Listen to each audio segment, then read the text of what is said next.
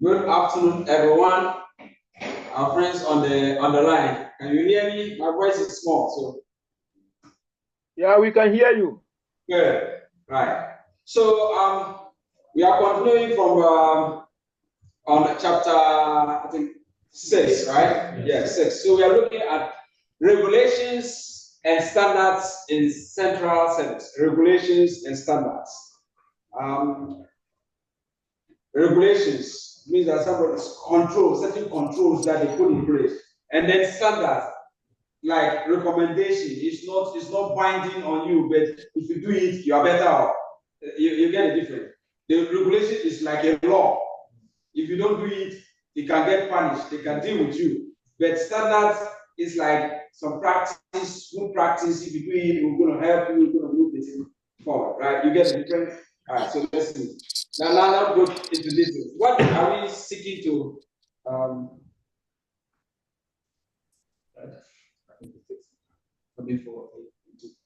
Huh? Bismillah.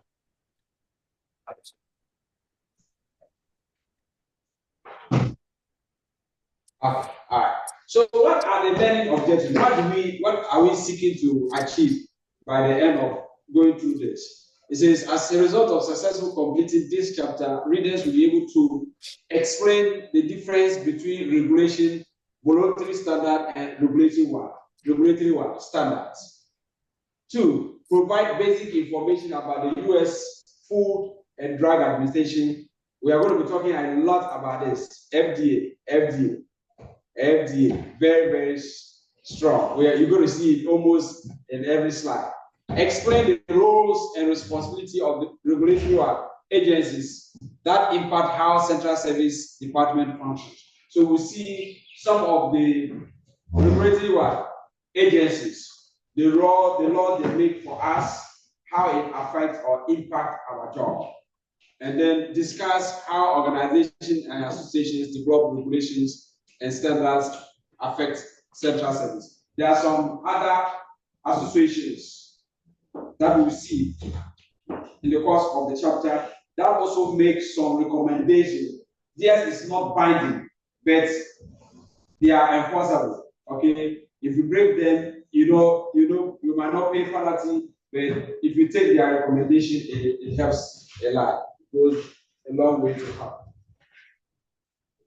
So, statutes, regulations, and voluntary standards impact every healthcare professional, including those working in central service. So, statutes, regulations, and voluntary standards. Voluntary means everybody knows what it means by voluntary, right? Statutes and regulations, they are more strong. They can buy, those ones can buy. Voluntary is voluntary, just as the word says. You can do it, you can choose not to do it. You can do it, you can choose not to do it, right? They all impact the central service profession differently. We'll see that. These laws and guidelines establish minimum levels of quality and safety. When these laws and guidelines are not followed, the results can vary from legal consequences to poor patient outcomes.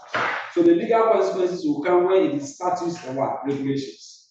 Because those ones, the federal government or the state government can be part of it.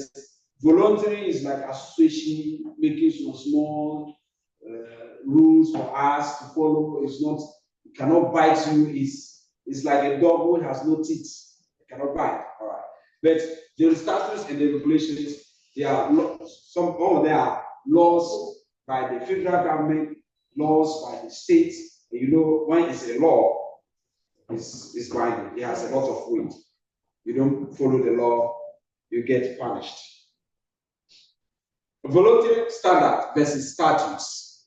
Standards are either regulatory or voluntary. So we are going to look at standards which are regulatory and then some that are voluntary. I've not eaten lunch this afternoon, so I'm not able to say some of the words. So forgive me if I'm not saying it right. My professor is here today. Patty will help me out. Casey is at the back there. All right. So The regulatory standards, they are enforced by the government. The standards that are regulatory, they are enforced. The government will make sure that it is legal. It means you cannot, if you break it or you don't do it, you get punished. You either pay a fee, or if it is a healthcare, they close your hospital, shut the whole place down, and then transfer everybody. Go look for a job. Everybody becomes jobless. People go on disability. Some people will not be able to find a job because of their age, or they have some work history that if they go to any other place, nobody will hire them, so they become redundant and lose out. So if you violate the regulatory standards, there's some consequences. Voluntary standards are recommended for better patient outcome, but are not legally required. See the difference? Yes. Voluntary is not legal. Regulatory is legal. Yes. All right. Voluntary standards provide significant assistance to healthcare. So voluntary is just, if you do it, the result is going to be good. It's not 100%, but we know that if you do it, I think it's better than if you don't do it. But with the regulatory one, or the one that is enforced or stated by the government, whether the outcome is good or not, you gotta do it. And if you don't do it, you either lose your job, or you lose your job and then your employer also gets lose their daily living. They can shut the whole hospital. I'm telling you, when it comes to regulatory standard, they can shut down the whole hospital. Look like one of our hospitals right now in Brooklyn doesn't have central service department, but they have the operating room. Where are they getting their stuff? Their stuff have been taken to another hospital to be processed and brought to them, because they were not following some regulatory standards there. So because of that, the state shut the whole place down. So imagine what is going to happen if your item have to travel several miles to and fro to be processed. What happens is that some of them don't come processed the way you want it, and that means that it's going to affect surgery because they're not going to get the best result. You cannot take it back. It's going to take a whole lot of time, right? Statutes and laws made by legislature. Once statutes are laws made by legislature, it means that the statutes are passed by the parliamentarians, or let me say in America, the Congress. Thank you. I'm speaking like I'm still in Ghana. All right. Yeah. So it's passed by Congress. If it is state-wise, it is state legislature. Okay. If it is federal regulation, it becomes government from the federal level. Whichever way is still a law. Once the legislature passes, it's a law. It's binding. Who sent the legislature to the office? Me and you. We voted for them. So they are speaking on our behalf. So whatever they say is our voice. So we have to respect what they tell us to do. So we should all vote. You said? It's why we should all vote. Yeah, that's why we should all vote. Anyway. All right. If you don't vote, they'll go and put some crazy person and then Someone will speak for so you right. Good. Right. So next time, don't sit on the fence. Go out there and vote. You're able to vote. And if you're not, tell somebody who is to vote. All right. Good. I think my brother, he wants the vote. Okay, vote for that. And it's true. What he's saying is true. I think that's based on what is happening at the moment. Some people regretted maybe not voting. All right, but that's it. So those statutes that are made by the legislature is binding. The legislature is there because we put them there. They are speaking our mind, our thoughts. All right. So if you don't do it, whether federal level, state level, is binding. Set by government agency. Violating statutes or regulations can lead to legal penalties. You can go to prison. You can pay a huge fine. employer can be shut down. All of this has a lot of consequences. Consequences of non-compliance. Statutes and regulations must be followed, and failure to comply with them may result in legal consequences to the healthcare facility. One of it is shutting down the place or paying a huge fine.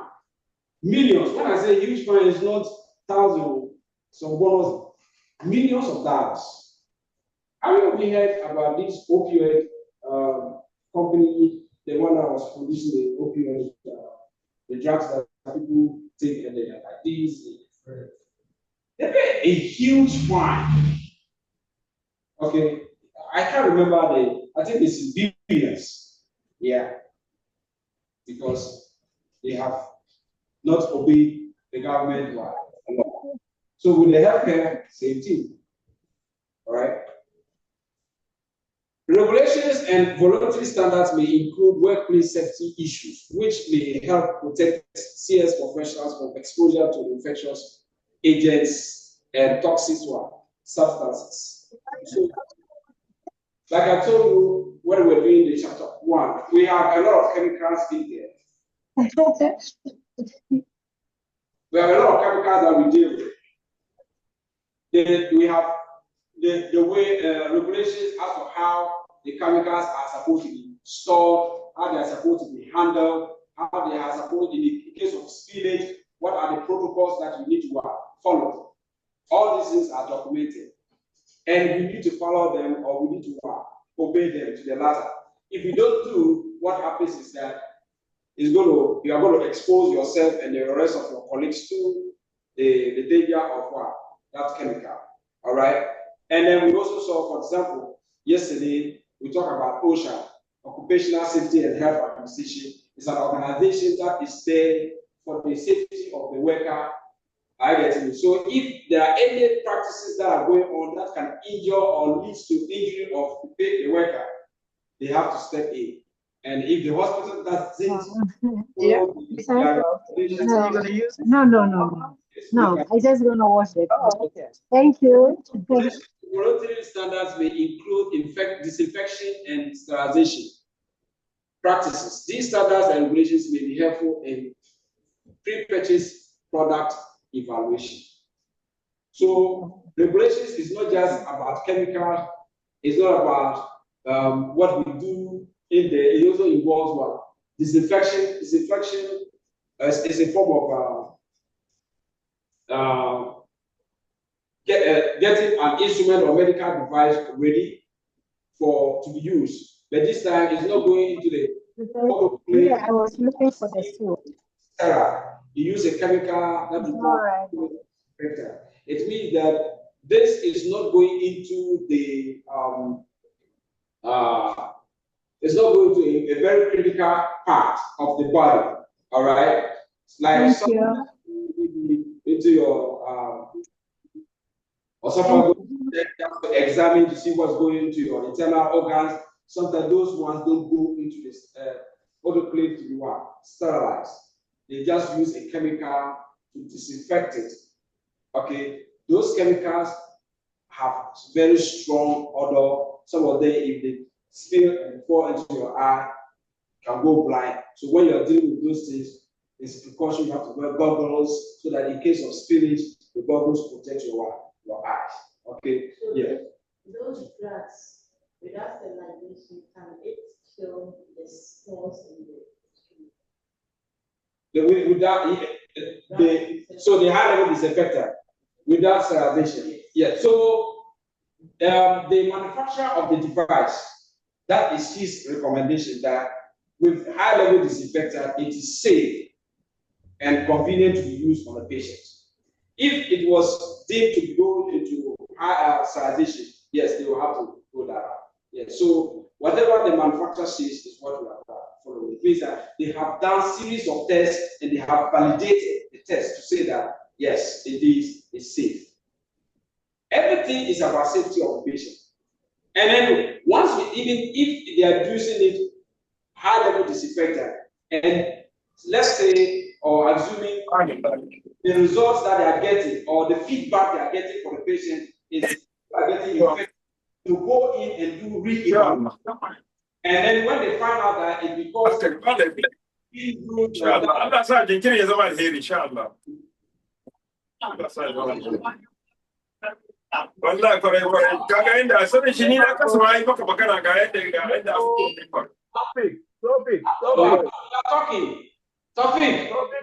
Tawfiq and Maryam. Maryam should mute. Tawfiq should mute. Okay, me. Mariam. Okay, mute your mics. If you are not going to ask any question, please mute your mic. Okay. All right, thank you. You're welcome, sir. Now they confuse me. I don't even know what I just play. All right. So if the feedback is that because of the high level disinfectant, people are getting infection, they are going to do re-evaluation. And then that is when you see that there's a recall. You see, they say, oh, this thing, the company says, bring it back. Okay, let's say you buy a car and you're driving, and then all of a sudden the car is doing like this. Okay, what is going to happen? They're going to, if they get people reporting the same thing, they're going to ask everybody who has that model and that year to bring the car back to what fixed. So the medical device recall is what there. We'll see it along the line once we are doing all of that. So important. Great. Know the difference. So know the difference. When we are talking about the difference here, we are talking about statutes, regulations, standard, and regulatory standards, and then voluntary standards, and then the best practices. So that blue box there, try as much as possible to keep it here, because I can guarantee you, this chapter we are doing, I can guarantee you, out of the 150 questions that you will answer, I can guarantee you that you get at least 2 questions from this chapter. No doubt. So, know the differences between the statutes, the regulations, the standard, regulatory standard. Regulatory standard and regulations are the same thing. Voluntary standard and standards are also the same thing.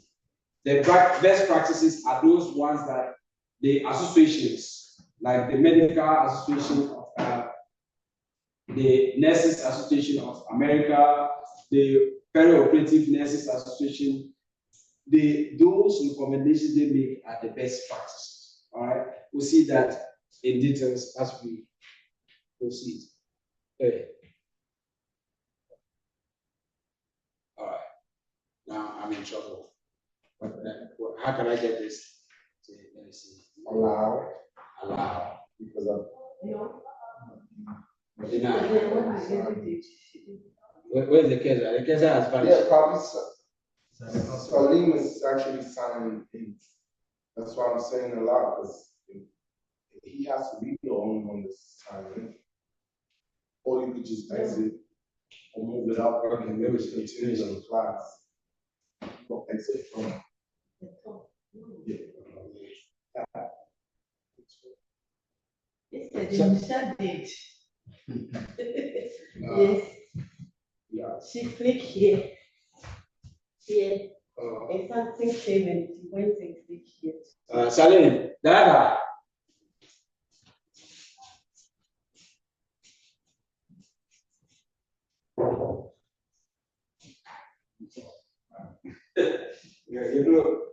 Your boy is for the village, so I'm from the village, so I don't know anything about technology. I'm a village blogger.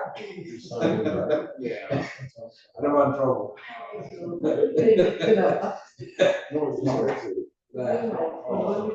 Yes. That's what we are my village.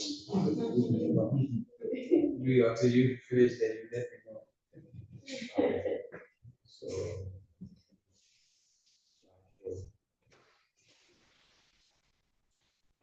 All right. Good? Yeah, that will disappear. Don't worry about it. No, it will disappear. You promise? It doesn't disappear, I'll come for you. Okay. All right. Okay, good. Let me see. All right, okay. Food and Drug Administration. How many of you have heard FDA? I mean, you've heard FDA before, right? A lot. Every corner you hear FDA. And so you will see a lot of FDA when you get into the hospital system. So FDA is a federal regulatory agency. Federal means that Trump is part of it. Okay. Capitol Hill is part of it. The congressmen, the senators, they are all part of it. Okay. So this one can bite and bite hard. So we don't play with FDA. So now what are their rules? Ensures the safety and the effectiveness of what? Food. Look at the number of items that are listed. Food. So they go into food, cosmetics, drugs, biological products, chemical devices, and electronic products. So everything that has to do with our daily living, they have a big say. So if you buy some gadget and it's not functioning well, and you report, they can get the company or the manufacturer in trouble. All right. Operates under the Public Health Service within the U.S. Department of Health and Human Services. So FDA is under Department of Health and Human Services because everything that we have listed has to do with the human being. Food, cosmetics, drugs.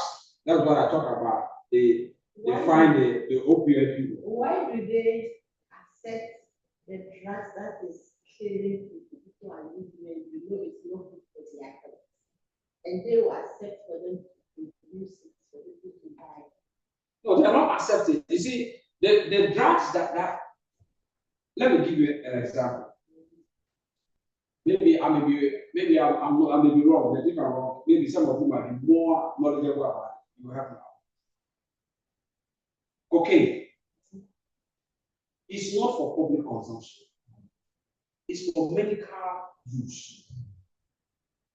Okay, but it is not they who are advising. People are using every means possible to get it out there. So it's not that.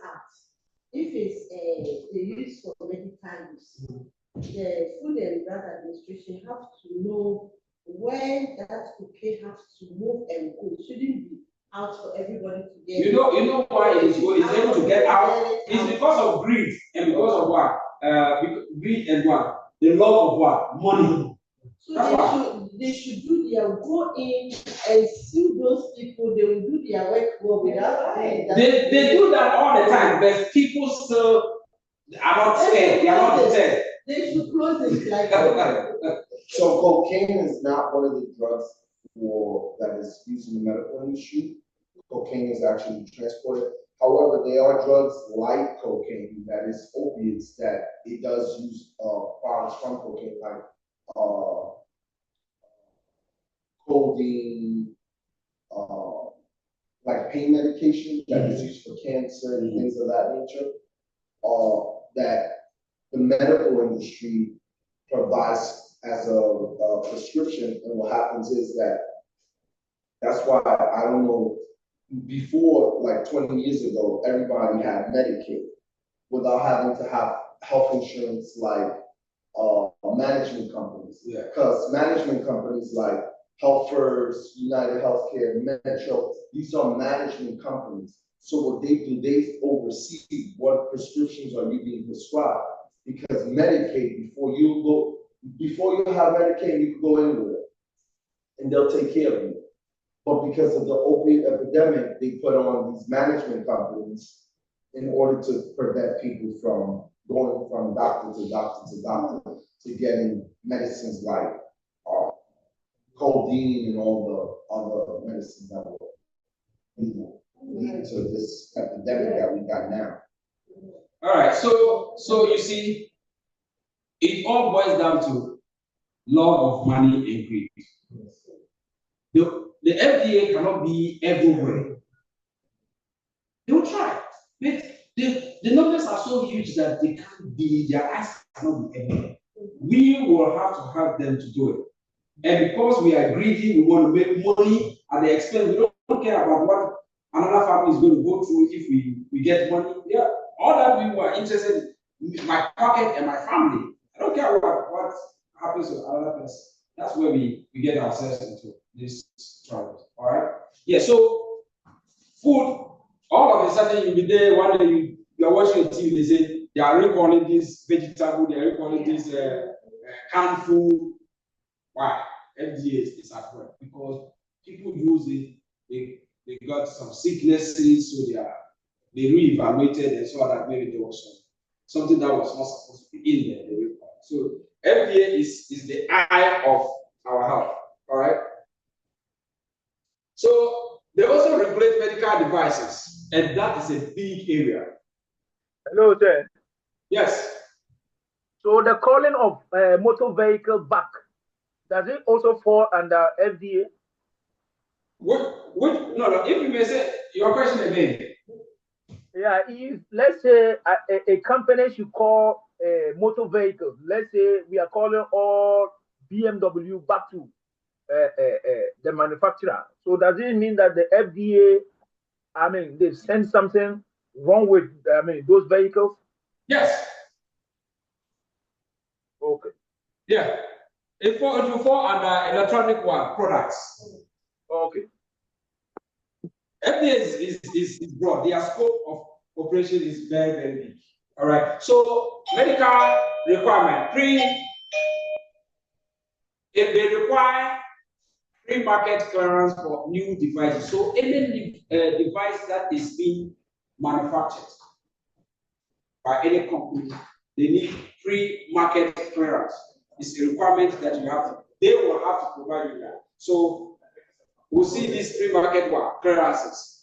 So what are the medical devices that let's see the pre-market clearance that they look at. So the medical devices that FDA oversee is classified into different groups. So we are going to be looking at class 1, class 2, class 3 devices. All right. So class 1 is low risk. Low risk means that the use of it will not bring about any infection or any harm or anything to the patient or whatever. Okay. So what will include this one? We say include basic surgical instruments. So the scissors, the forceps, the retractors, all that you see here are low risk medical devices. Okay, class 1, based on their risk level. Okay, so subject to general controls like regulations, labeling, and quality regulations.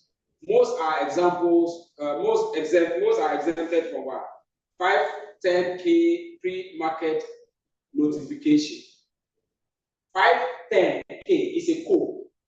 It's just a code. It's a code that the FDA is giving for what we call pre-market.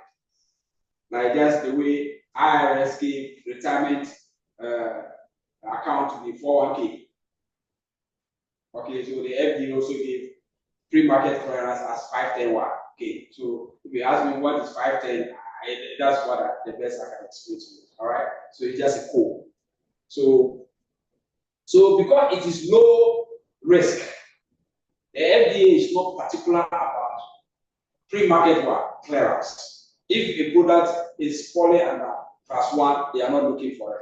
Class 2, moderate risk. It means we are graduating, we are going up. So class 1, first grade, the level of difficulty of the math is not like the second grade, right? So now we are going up. Includes sterilization equipment and biological chemical indicators. So sterilization equipment, and then this, and then the chemical indicators. And for this one, because the risk is higher than the low risk one, it requires what? 510K pre-market one. It means that for this product to go into the market to be sold, FDA will have to give approval. They have to sanction it. If they don't sanction it, then you are doing what we call black marketing. And you know the consequences. When you are caught, the act is going to come down, come on heavy. All right. So sterilization equipment. Those are the machines that does the sterilization of the instruments. You have to make sure that it's high quality. Because if the instruments are not well sterilized, it means that the patient is going to be infected because the instruments are still not sterile. Microorganisms are still on it, they are not dead, right? And then biological and chemical indicators. I don't know how I'm going to explain that for you, and I'm not seeing any that here, but if you go, yes. So this one is a chemical indicator, but this one has been cooked already. It has been sterilized. Before this black line you see here was white. The chemical was in there. The chemical was in there. Then after, when it goes through the process of, for the sake of our online viewers, this is a chemical indicator. So when it goes through the heating system, then this white chemical will change to a black. Now, if you look at it closely, we have the safe zone. The safe zone is this. The chemical, for it to be accepted, the chemical has to travel all the way to safe and enter at least part of the safe zone. If part of the chemical enters the safe zone, it is what? Accepted to be what? Used. But if the chemical is not able to travel and enter the safe zone, it is not deemed what? Sterilized. Have I made myself right? Right. So chemical in this one is also a class 2 medical device. For this, you need pre-market clearance from FDA for you to go and what? Sell it. So when a chemical does not move to the safe zone, it belongs to the class 1. No, it means it is not good. It can't be in the class. No, it can't be in the class 1. It's still in class 2, but it is not good to be used. So if, for example, I get this in my hospital and I'm using it and it's not getting to the safe zone, I have to report to the company so that they will call back, they will call all the ones with that same lot number, tell all the hospitals to bring it back for credit. They will credit their account and then they give them a new one. All right?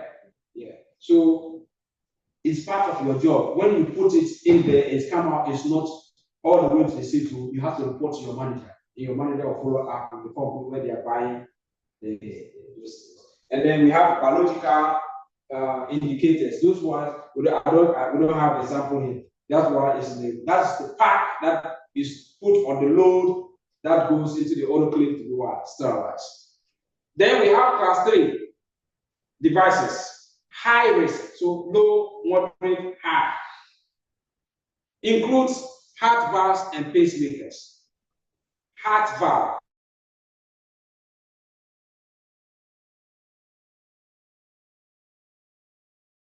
To breathe well in their system to help them to breathe properly.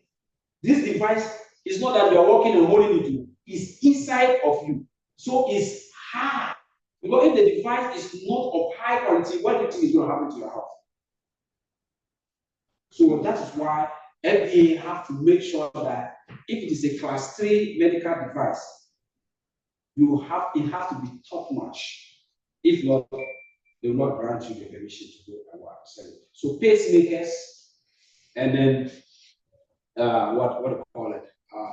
Heart valves, and even when your bones are broken, the plates, the screws that they put in there, they are all what? Class 3. Because it's going to live in your body forever.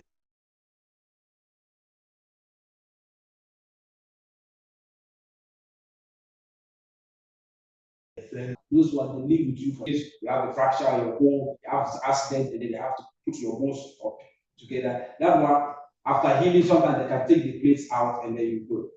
But sometimes they leave it there, depending on the recommendation.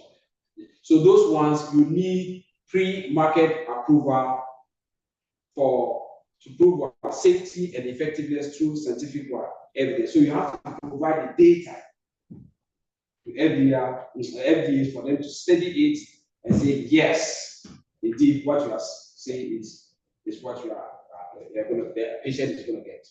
So we have seen the class 1, class 2, class 3. Yes. So in the book, the class 1 is high risk, but here the class 1 is low risk. No, you sure about that? I know this.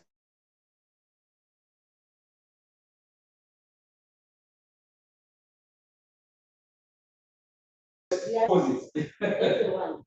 This is going to create a confusion. All right. The other one is categories. Oh, okay. You are looking at the categories. I know that we get there. I know it was going to create a problem. The other side is going to flip. The class 1 is high, and then the class 3 is low.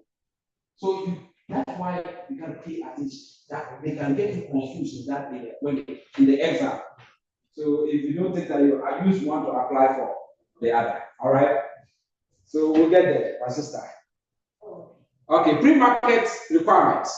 So you are going to submit a 510K needed for most class 1 and class 1, 2 devices to show they are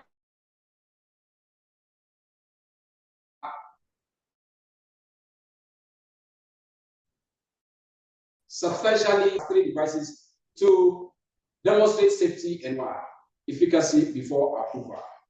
Pre-market approval, PMA, pre-market approval. Those ones class 3. Which medical devices require pre-market approval is class 3. The class 1 and then the class 2, you can submit them. You just need to submit them for them to look at it. You probably don't need approval to sell them. But with the class 3, because it's going to be planned, you need approval, you need to be clear before you can sell. All right? Are we clear on that one? Okay, then we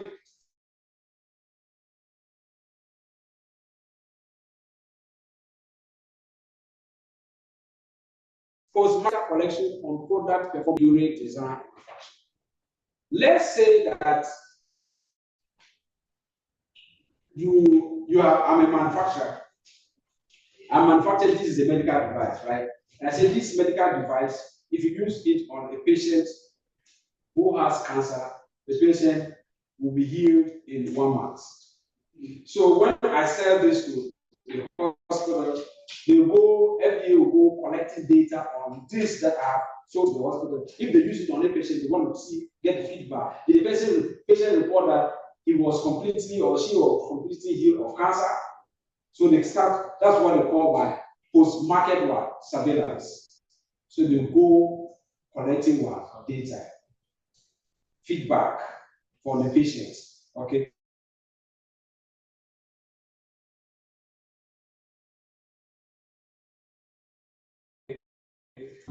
So you came to our office, so they try to get that. So the FDA also asks medical facilities to do that, provide that information. So somebody's hand out. So what about those doing? Speak loud so that nobody can hear you. Like taking here, I've not seen some before, but in Africa, we have some black medicines who are doing some black medicine in their house and use this. Is FDA aware of those opening accounts? Medical who are like okay, so like you said, here they call it alternative medicine. Yeah. And medical, like hospitals are called traditional medicine. But here you mean like alternative medicine? Yeah, that's what it is. That's how they call it. Herbals and natural. Yeah. Here they call it alternative medicine. Yeah. No, the FDA don't want that. They don't want that. Of course not, because then a lot of traditional medicine, a lot of what they call alternative medicine will take the drug business. That's how we argue. Yeah, he's right. The FDA would not give you the permission to do it. It's only here, right? Yeah. Only here, but I know Africa. Oh yeah. No, I'm from Africa too. Ghana. Do you have FDA? We have FDA. It's it doesn't work. They don't. It works. The FDA works unless you have not get into their principles. The moment you get into their problem, you see that they are there, but they are always silent. But here the FDA is not silent. They are there every time. Working, but you will not see. If they fall into the trap, then you see the FDA is working. But we have the black medicine. In Africa, they are selling alternative medicine, into drugs in the here too. There's a whole bunch of people that. So it's like that. But and a lot of people buy, they even believe the alternative medicine than this because they feel that the chemical composition of some of the drugs even have side effects on them. So they rather will go for the natural, they call it quote unquote the natural treatment. I get it. Yeah.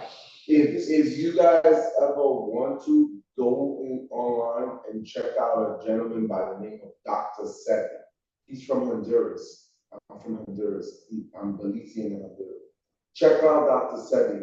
In 1990, sometime in the 1990s, he actually was arrested, accused of lying to patients, 77 patients. They asked him to bring a patient of each because he said he could cure cancer, HIV, herpes. Here in the United States, 77 patients of him, he brought them and they acquitted him. Oh, okay, I see. Right. So yes, alternative medicine or how do we call it? How do we call it? Bibidro or black medicine. That is black medicine. At times in Africa, some people generate their herbal medicine. Herbal medicine, yes, thank you. Herbal medicine, they generate to the extent that FDA will work with them. They get certificate to be doing that. Yes, they approve it because maybe there is efficacy, there is a proven efficacy of it. Two, some of it is not proven, but because of greed, somebody in the FDA office will sign off that the thing is working. You take his cut, doesn't care about what happens to other people out there. Because sometimes the concentration the local mind cannot determine the concentration of this component, and you and me know that one herbal medicine can kill like 1 million diseases, right? Yeah. That's the problem. So the new was market-wide surveillance. All right. Medical devices reporting requirements. So you have a form that when you receive a device and it's not functioning up to the way it is supposed to, you have to report. That's what we mean by medical device reporting requirement. So let's look at it.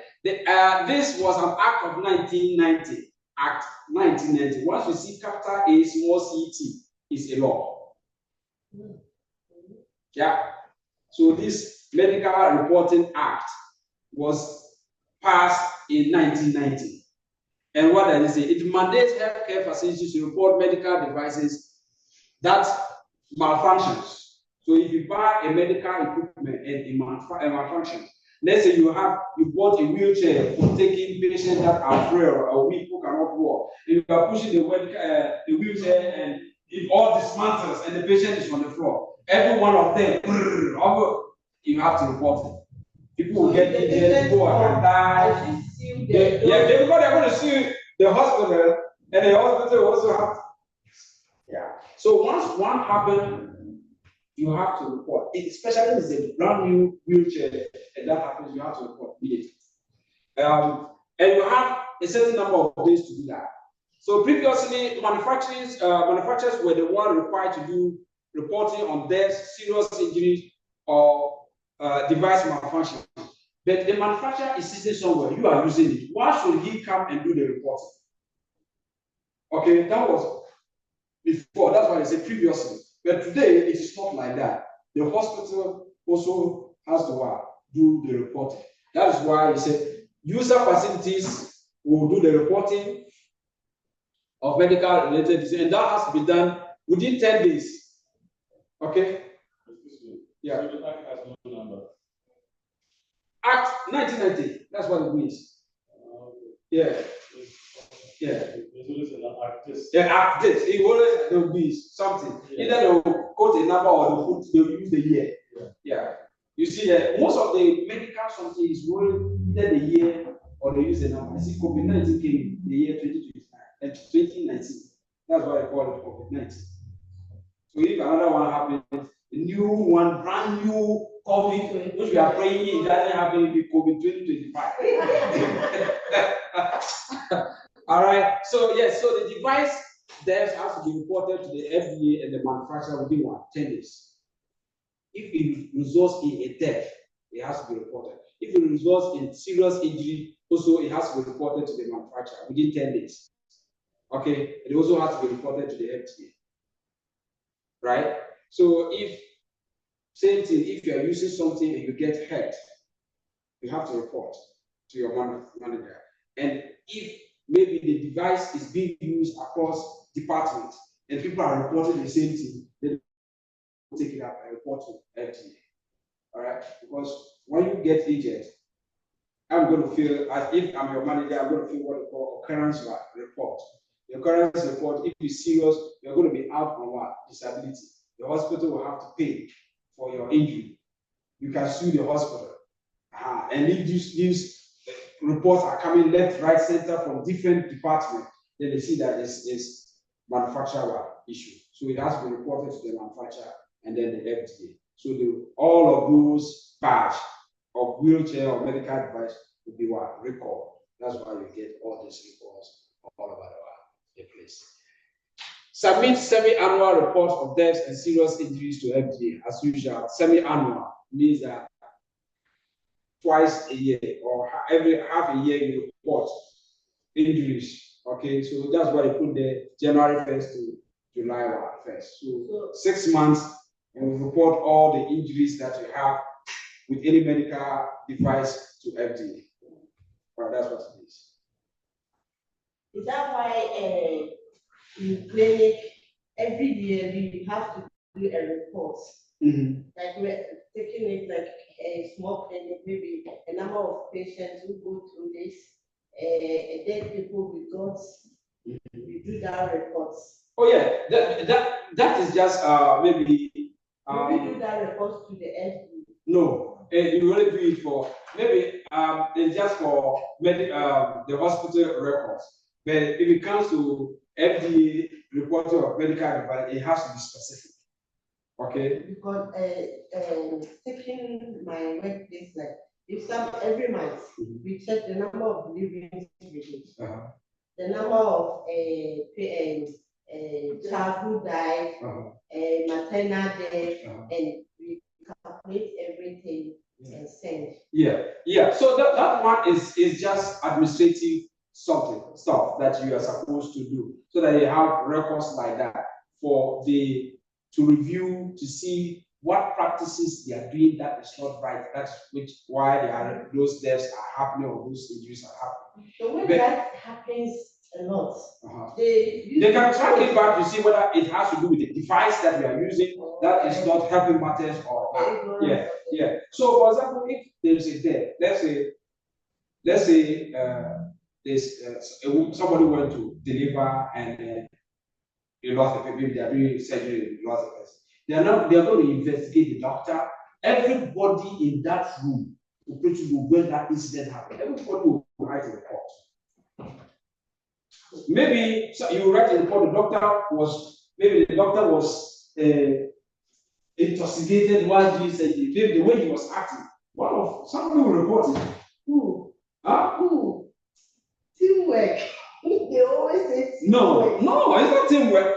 You may not say it. Somebody else will say it. Teamwork. I'm telling you. And they will start investigating. And is teamwork. If the patient was crying for help, maybe the patient cannot push to have an extra bed.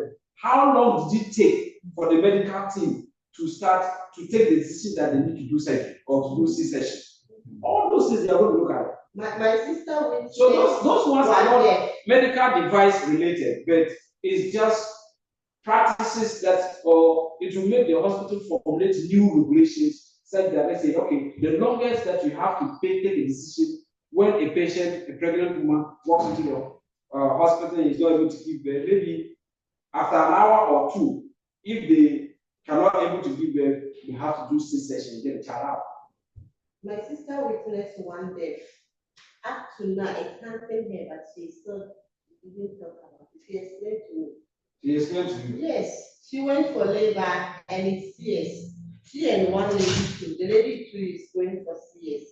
And she was having a triplets, my sister. They did her CS before they did the other lady. So they did a day before they did the other lady. So they, my sister got general anesthesia.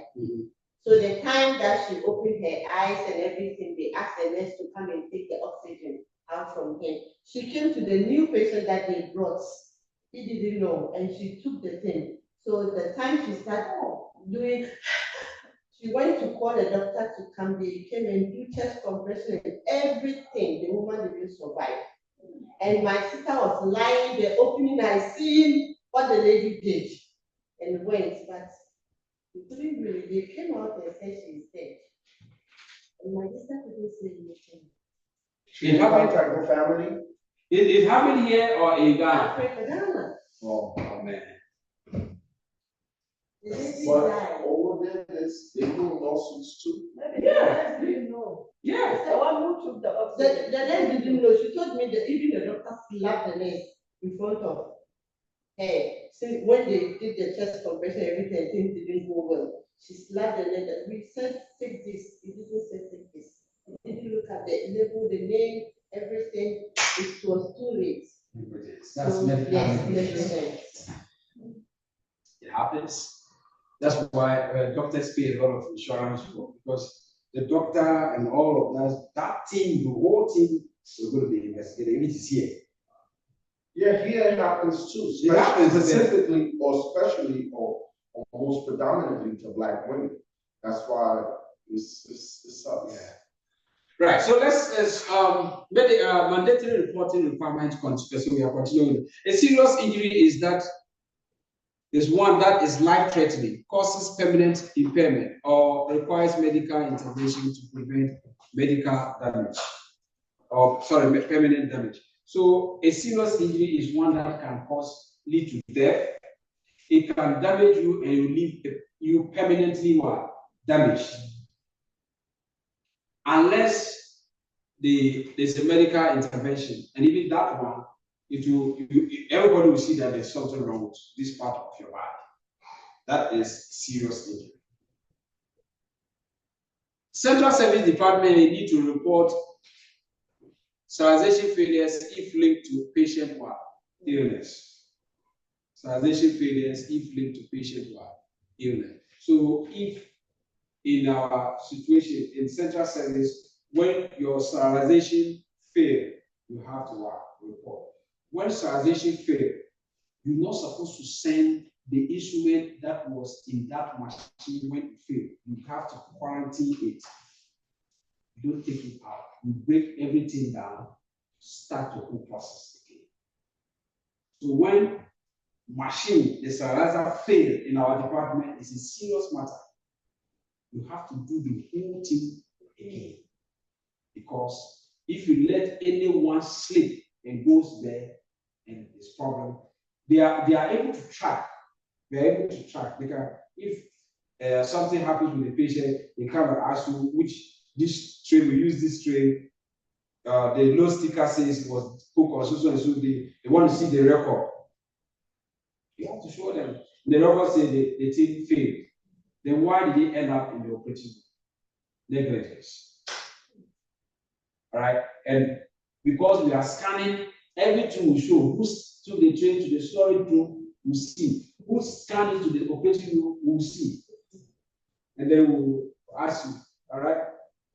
Okay, so what does I say? MedWatch, a safety information and adverse event reporting system that serves healthcare professionals and the public by reporting serious problems suspected to be associated with the drugs and the medical device they prescribe, dispense, or use. So there is there's a MedWatch. You can go there and make report. You don't have to necessarily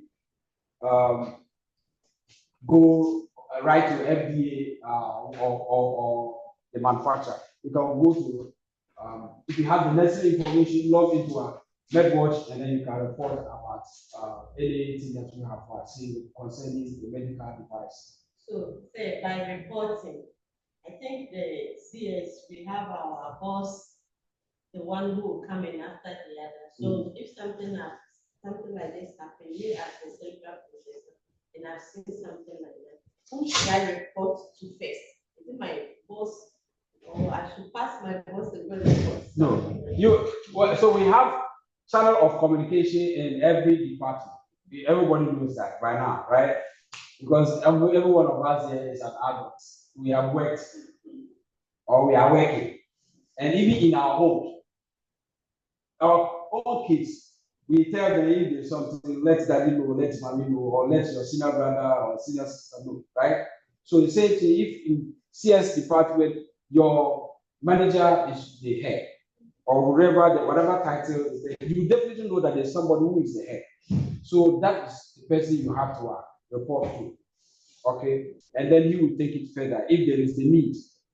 But if maybe you have reported 2 days or 3 days down the line, there's a repeat. 1 week later, repeat.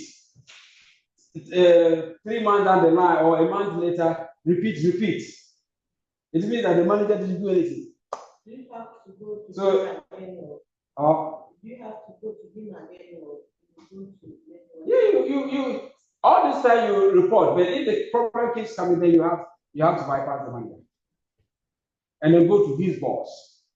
All right, and then once you get to his boss, you give instances why it has gotten to you have reported the issue to the manager, but no action is taken. So now the manager is in trouble, even though you have not.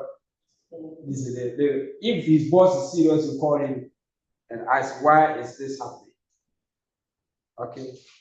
Sometimes, depending on the way you react, you might know you are the one who went and reported. Sometimes, not all the time. Yeah. So MedWatch is a service or a place we can also go and report voluntarily. You don't have to. Yeah. So this is where IGR got confused. So medical device recalls and FDA requirements. So the FDA requirements are different from their classifications. Okay. So medical device recalls. A recall is an action taken to address a defective medical device. So if a medical device is not functioning properly, they recall. If there is food is poisoned, they recall that food. Anything that is not good, the FDA will recall it. If your car, like I gave an example, your car is behaving a way it should not behave, they will tell the manufacturer to ask you to bring the car back to the dealership for them to fix it for you, to take your car out. But anything of that sort is a recall. And some of the recalls are either voluntary or regulatory. Regulatory means that, or mandated means that if you don't do it, it can cause your death.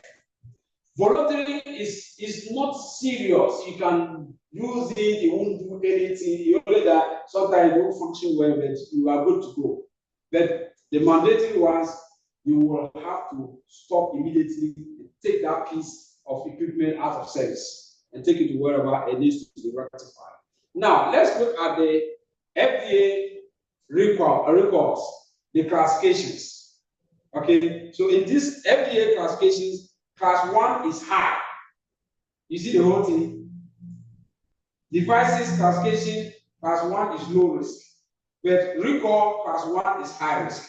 You see the whole thing?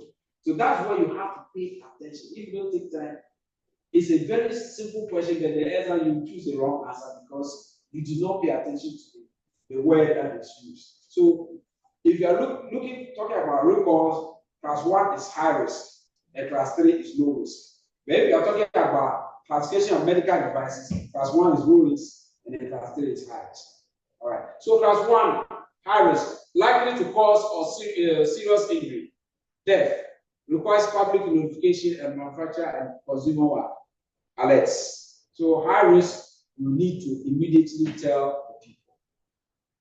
What are these high risk ones? Those are the heart valves, the pacemakers, the screws, the plates, anything that stays in your body. Those, excuse me, those, some of the men who go and do, what do you call it? What's this procedure? Oh my God.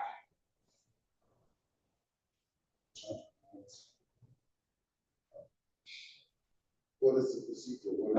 The procedure is some people, their male organ is not functioning well. The prostate. It's not prostate. It's not vasectomy. Vasectomy is you condemn it. You don't want to use it. You are making too much cake. You say, you know what? But this one there's no power in there. You want power. Okay. Yeah, it's some kind of implant. Yeah, it's implant. Yeah, the pump. Good, the pump. Yeah, it's a pump. Okay, to give you the strength. So this pump is an implant. It's an implant, so it falls under class 1. So if there is a problem with it, it becomes class 1 recall. So anything that stays in your body is class 1 recall. Then class 2 may cause temporary or reversible health effect. It means that the problem it is creating can be corrected. So it's not classified as high risk. That's why you classify as moderate. Okay. Yeah. So those ones you can easily correct it. It's not strict. It's not, they say, oh, if you like, bring it. If you don't like, you can keep it. But maybe if you are going to use it on a patient, you need to explain to them that it could end up like this, like that. If the patient says, I'm going to go, yeah, then you use it on the person. Then class 3, low risk. Low risk. So unlikely to cause harm, but violates FDA regulation. Requires manufacturer notification, but no public alerts. So you don't have to cause public chaos and panic. You can just let the public know. Sometimes they don't even know. Some people don't read, they don't watch TV. They're just go about minding their business, making some dollars, and they don't care about what's going on. All right. So you can check all of this. You can check recent records by going to the FDA website. And you can see food, cosmetics, electronics, medical devices that they have recorded. You can get that from the website. All right. Any questions so far, my online viewers or friends? All good. Okay, all good. Let's go. FDA labeling or labeling requirement for reusable devices. They have a way you have to label it. Due to concerns about infections from improperly reprocessed medical devices, the FDA is issued guidelines for labeling reusable medical devices. The manufacturer masks, and then we have the facility or the healthcare, what they also have to do. So the manufacturer must obey, follow some rules, and then the healthcare must also follow some rules. Let's see the manufacturer one. Provide detailed instructions for use for safe reprocessing. So every device must come with a manual. If you buy a TV, there's a manual. If you buy a car, there's a manual. Any device that you buy, there's a manual. So any equipment that you are buying or any instrument, there's always going to be a package slip or the IFU. I, information. F, for. I, use. Oh, no, U is what? Use. So I is for information. F, okay. For. The letter F is for. U is use. So information for use. Instruction for use here. It's the same thing. Yeah, it's the same thing. Instruction for use, information for use, the same thing. All right. Okay. So you need to get that. The manufacturer will always have to include that in their product they are selling out. And you agree with me that every product has that. Every product. Sometimes if it is not the package, it is on the container or that you have. You can read and then see what to do. Then validate and document that their reprocessing instructions are effective. So you have to validate that if what you are telling them to, the way to process it is effective. And how do you do that? You have to provide data. Either the data has been provided to FDA, has been cleared. Now, what is the manufacturer, the user responsibility or the healthcare facility responsibility? One, ensure that they have the proper equipment and resources to follow the manufacturer's instruction. So let's say that the manufacturer says you need to process this by high temperature, and the hospital you don't have high temperature sanitation, you cannot buy the device. You follow me? Yeah. So it's a two-way traffic. The manufacturer gives you the instruction, the user you have to follow the instruction by providing the resources that you need to do that. Then verify and comply with IFU to maintain patient safety. You have to follow the IFU or information for use or instruction for use strictly. If you do that, what is going to happen is that you prolong the lifespan of the device, you provide safety for the patients, and even safety for the owner itself. Understood? Let me see if we can. Reprocessing of single-use devices. Single-use. Single-use means that you use, you throw away. Disposables. Like the way we have disposable plates, you go to a party, is paper, piece of paper or plastic, you finish eating, you throw it away. But some medical devices, some doctors, single use, they will still use it. For example, when you begin to work at the healthcare center, some of these instruments that you see over there will have their single-use counterparts that we call Pakistani. The word Pakistan is written on the instruments. The material is poor, it's light. If I have Pakistani on this hand and I have this, I know the difference. And once you begin to work in this department, you begin to see the difference. One, the word Pakistani is on it. Two, any medical device that or instrument that is supposed to be used one time, they will always put, you see a circle, you see the number 2 in the circle, and you see the number 2 cross out. It means you cannot use it more than once. Is that right? So always look out for that. Can we see an example of such instruments? Oh, a variety of them.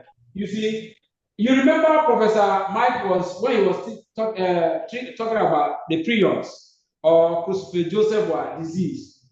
The microorganism that causes that is difficult, is very resistant. So we use single-use instruments to treat patients, so that when we treat them, we don't have to waste our time to go and wash it and reprocess it. All that we need to do is that take it, go and dig a hole and bury it. Because the microorganisms that causes that disease is not easy to kill them.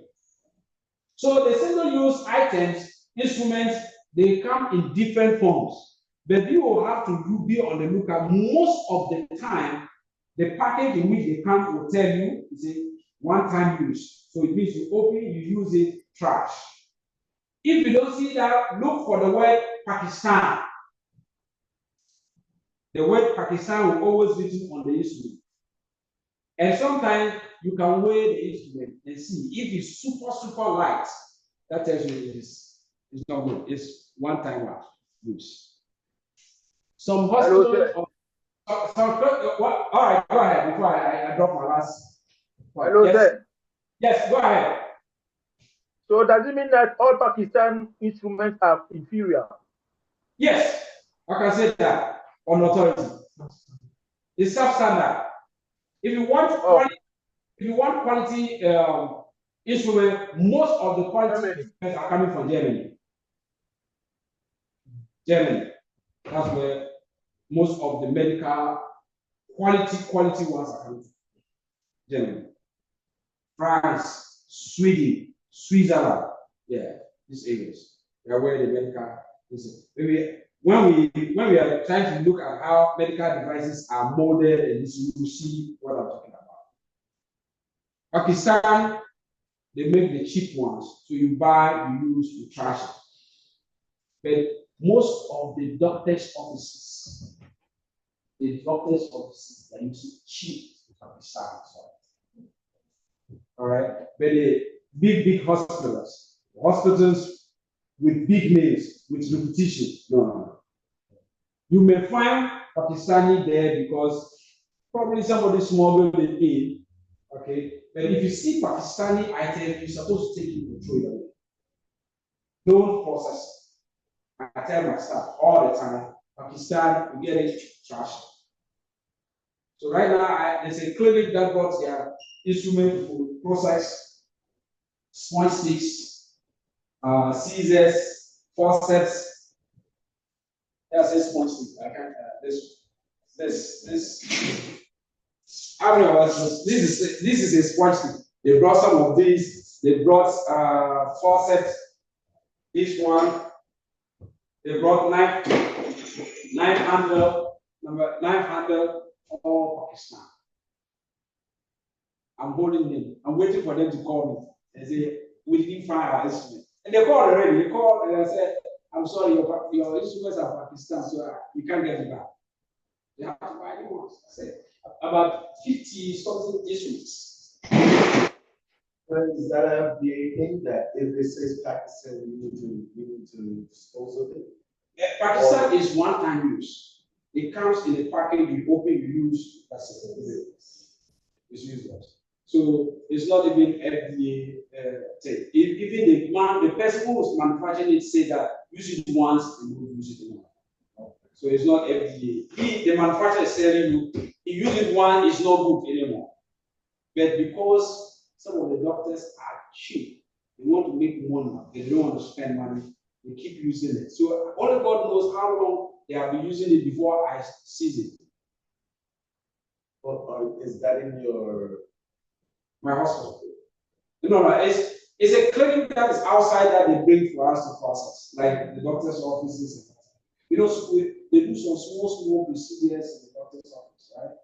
So, but they don't have the gadget to reprocess, so they bring it to us to reprocess, and then they send it back to them. I'm saying, is that in the scope of responsibility? Yeah. To dispose of it, I guess, yeah, right? Yeah. So you see, will we see something like that in Yeah, the test? Like the state exam, will we take the test? I took the test. Will they ask us a question about? I took the test of 15 years ago, so I can't really, my questions are going to be different. Because when I took the test, the book was 7th edition. Now it is 9th edition. And they don't review it a year, they review it every 5 or 6 or 10 years before they change it. So you can imagine the questions have changed. I didn't see anything like that at my time. Okay. Right. So what I want you to do or to know is that when you are in the field, when you are employed, when you're done with this course and you get a job to do, see yourself as knowing your department more than any doctor. Don't let any doctor come and put fear in you. No. Show you what to do. Let them understand that you know what you're doing. Anything that is Pakistani is trash. They can't take you anywhere. All right? People come, some managers come from different departments. Hey, you didn't do it. I'm not supposed to process it for you. So I'm holding it for you. You see? So I said, you can't do anything. Because if they want to make noise, they'll get fired because they're doing the wrong thing. They are trying to save the hospital because if Joint Commission comes and they see inspectors come, they see that something that's supposed to be used one time, you are using it multiple times, the hospital can get what? Shut down. Hello, sir.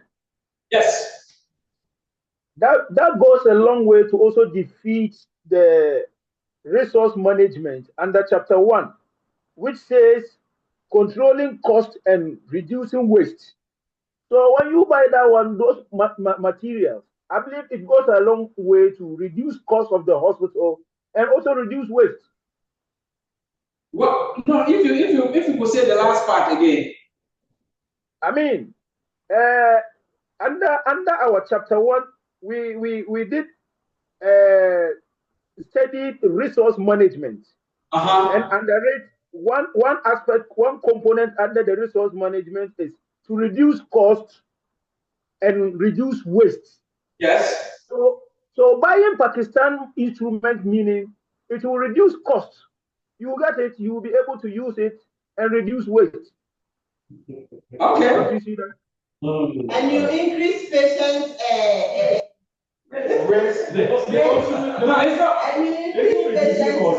No, it's not. You are not reducing cost. You have to buy something you can reuse. Yes. You have if it is the cost part, I don't see the cost part in there. Okay, because if you buy single-use items, it means you trash it, you have to go and buy another one. Yeah. You trash it, but you can use these reusable ones for years before they go back.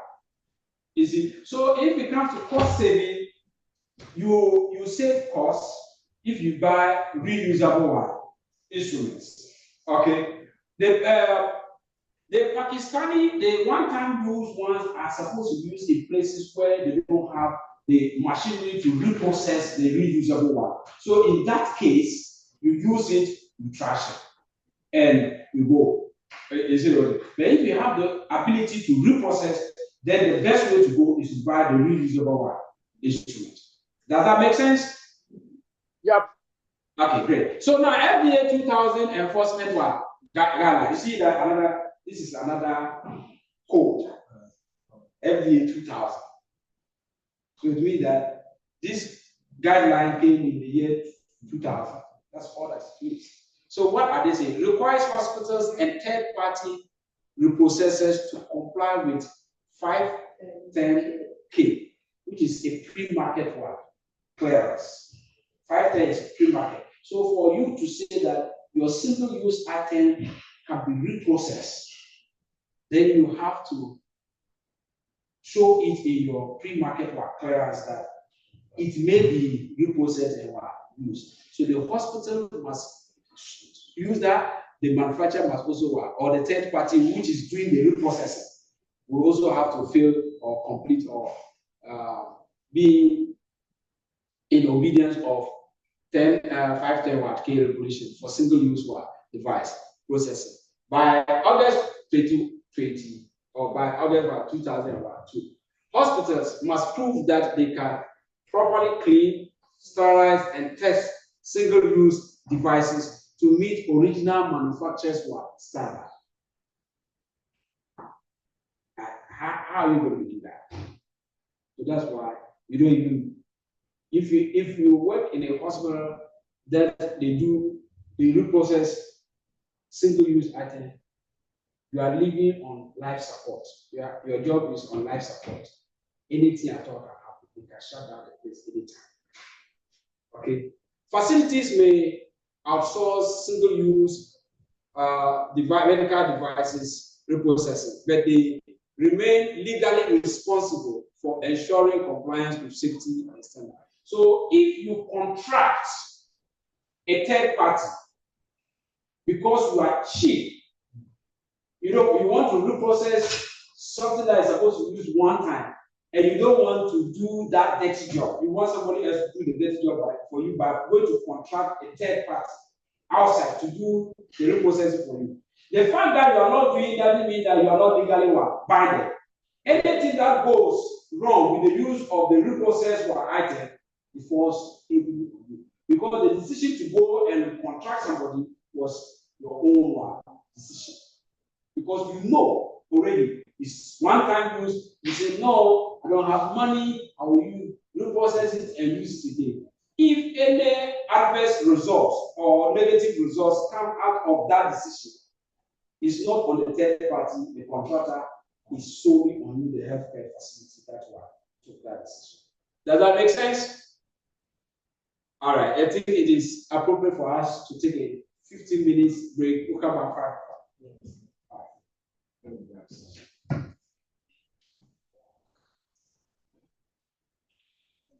So take stretch. Sit too much sitting is not good. Adia, is everything okay? You came from where? Oh, you are moving? So you are Moving in the same building. Oh, in the same building. You are moving to a higher floor, not down floor. I just want to. No elevator in the house, right? Oh my God. So good. Originally, now you're coming to two. First floor. Good for you. Then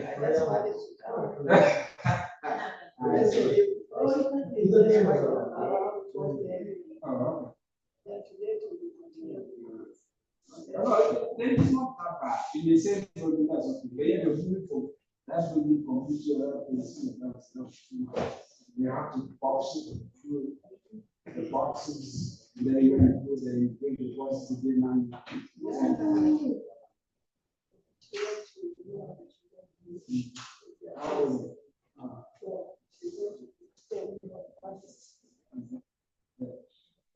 That's the youngest one. 12. I need to ask you. Sure. You want to something important? They will say it's far. They don't want that place. Where? Alex, that from to the line. I'm not a Bronx man, so I don't know. Oh. I'm kind of from Brooklyn. Really? I'm from Queens. You two, you're always worse than I. Queens, which part of Queens? Hillside. Hillside. Yes. Hillside. Is it closer to the Queens mall side? E-train, the last station of Oh, the last station of the E-train and N-train also. Oh, I've never gone to E-train. So I changed 3-4 trains. Before you get to it. When I come here, 3-4 train I changed E, R, U, 4. Yes, last 4.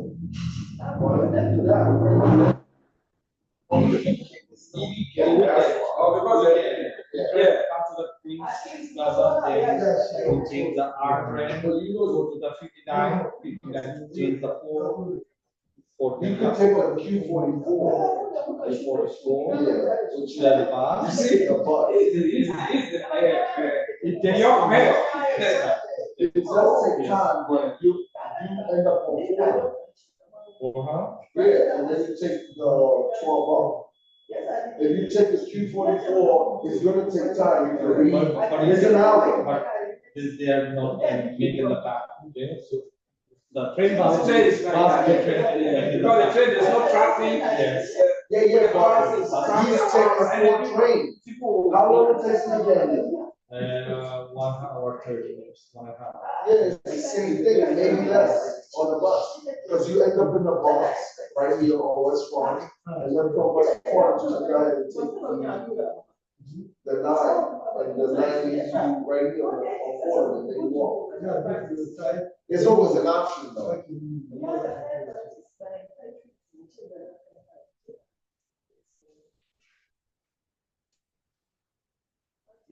And he comes from where?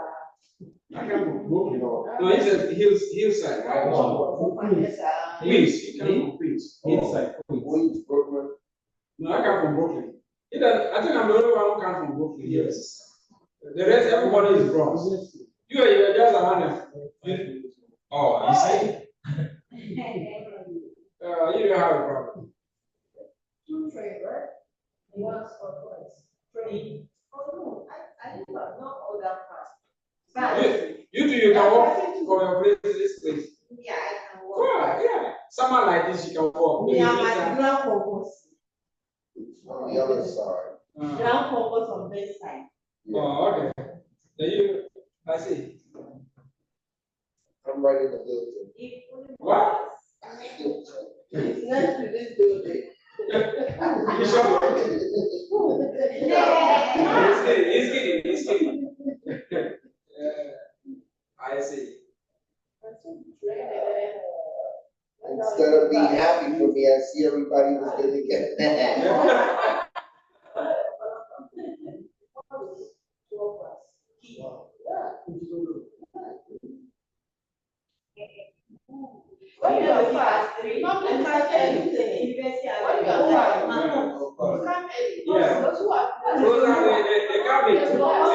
They relax. So 5 minutes, I'll get there. They were right.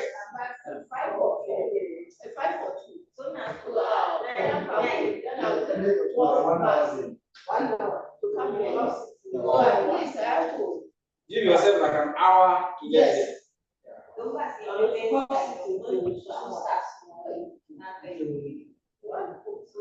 I leave house like 2 o'clock, I'm gonna be late. If you leave the house 2 o'clock, you get here late. My husband have to drive to bring me here. If not, I think I'll be there at 2 o'clock.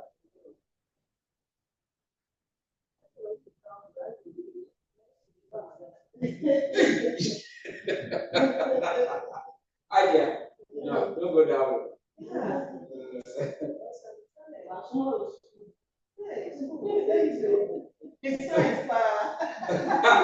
Science bar. No, you just have to unmute.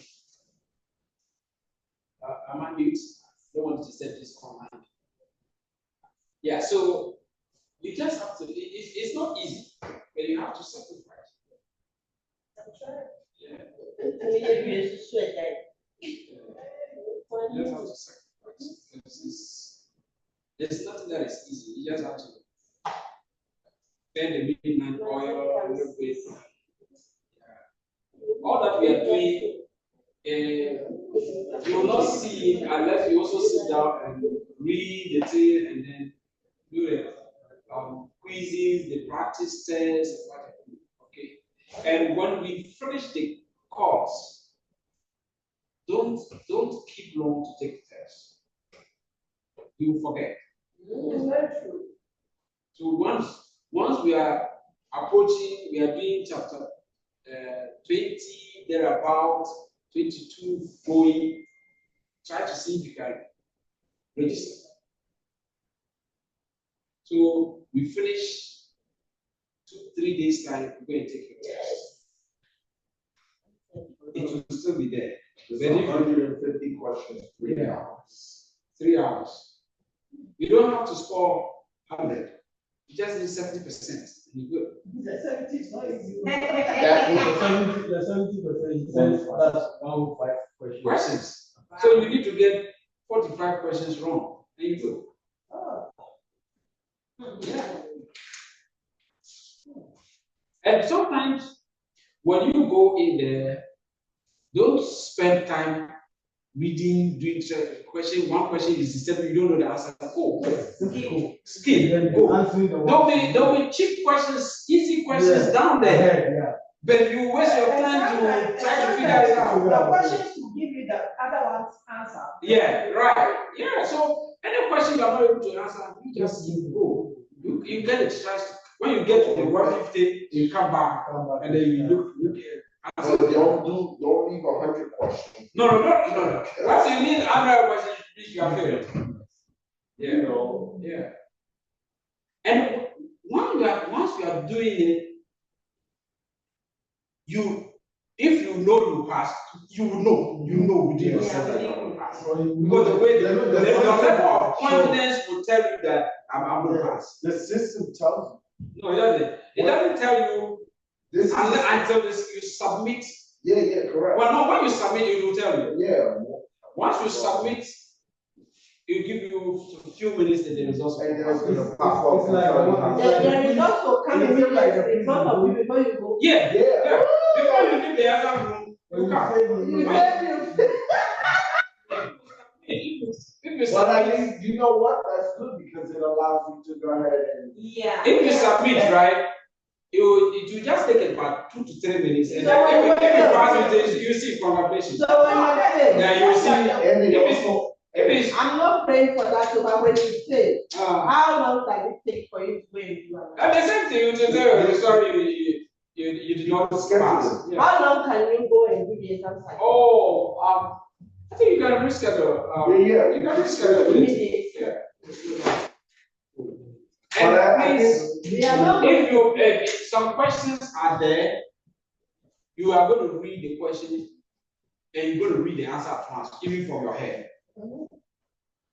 Anytime you go and you see a question and you are able, you know the answer, don't go and say, if the answer, you are reading the answers, and the answer is B, if you are sure it's B, don't go and read C and D. It will confuse you. Yes. You are likely to go and make a change. So if the answer is A, just check off the A or B and then move. Don't read the remaining answers. Then go to the next one. It's very true because some answers are very similar. Yeah. You go down, you go further down, and then you want to change. You want to change your mind. Before you realize it's the wrong answer. Yeah, it means similar things. A lot. Sometimes just some small word you change there, and then that's it. You know, when you make the answers that you know, like from 5 to 6, you just be laughing and doing it. Yeah. Yeah. That moment you reach that hard one, then your face. Yeah. So either they will frustrate you.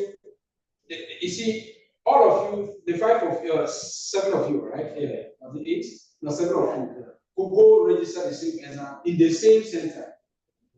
Different computers. Your questions are the same, but they are rearranged differently. His number 10 will be address number 5. Like that. The same questions, but the numbers are different. Yes. Yeah. So now, even back everywhere. So now what happens is that in his case, maybe the difficult questions are first 10. You will be struggling with it. And your first 10 are easy. Maybe towards the end, that's where you're going to be facing the difficult ones. So if he spends 1 hour struggling with the 10 questions, what's going to happen? The cheap one, by the time you get there, he's racing against time. So instead of taking his time and getting the question, he just be guessing because his time is running against him. So if you read a question twice, and you don't know the answer, you don't just move on. Okay. Go to the next one. Go to the next one. Don't spend much time there. Don't spend much time. And trust me, if you do what we are telling you, you come to class, you listen to what we are saying, you go practice the quizzes, the tests that you have, and then you read on your own. Trust me, the 3 hours is even too much for the test. Because I can tell you that maybe 50 or 45 of the questions, you are going to read the answer with the question. You yourself, you know that, oh, this one, you can confidence in this one, this is the answer. No challenge. Then some of them you don't have to apply for common sense.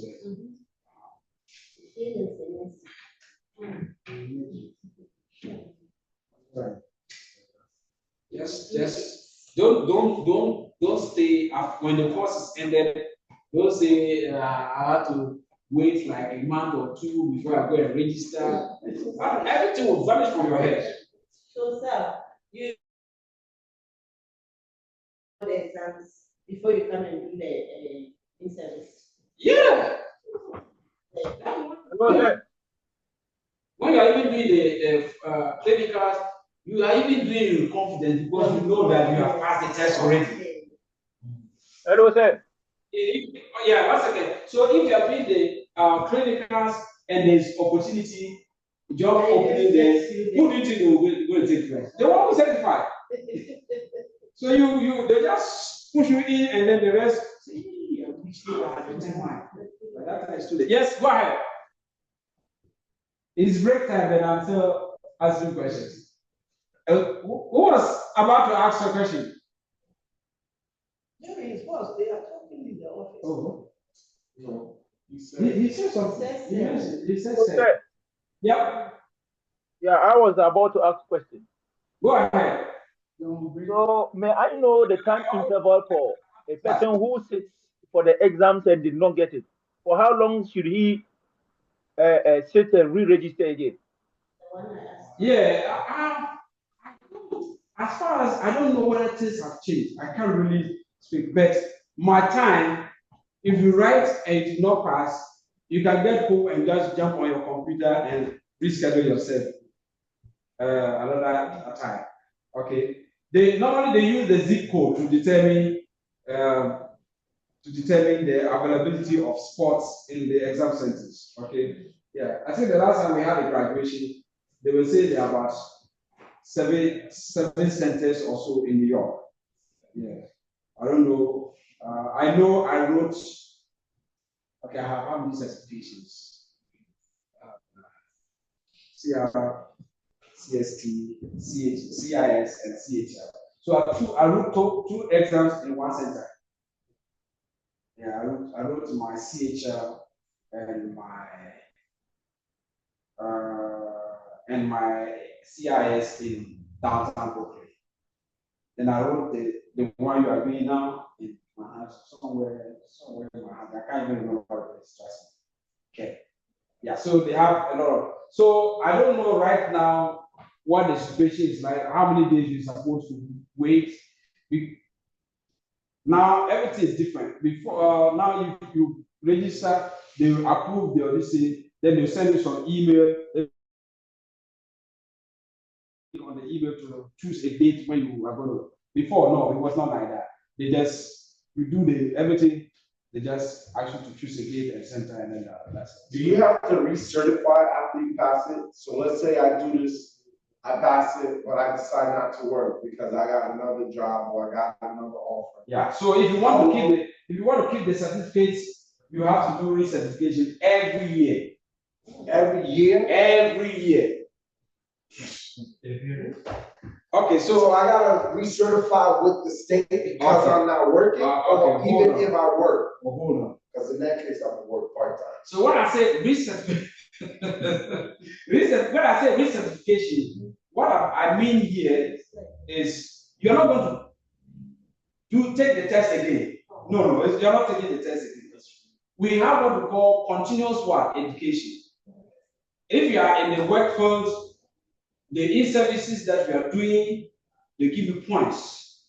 You need 12 points for recertification of the basic sets, which is the one you are doing now. Every year you need 12 points. So if you do in-service, you do staff meeting, all of that, at the end of the day, your manager will put everything together and submit it to the organization that issued the certification.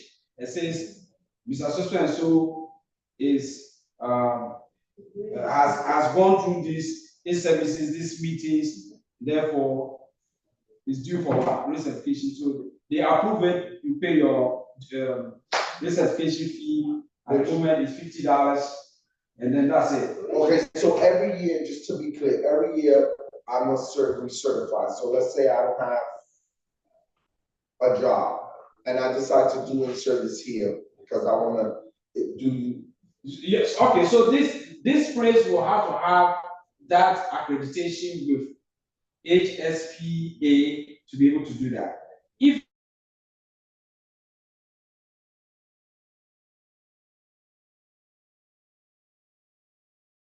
you don't know courses, you read, you answer the question, you pass the model, you do maybe 6 of them. Some of them are 2 hours, some of them 1 hour. So if it's 2 hours, you do 6 of them, you have 12. And then you submit to the organization, they will be recertified. Yeah, to the state. Yeah, not to the state, to the organization that is giving us the test.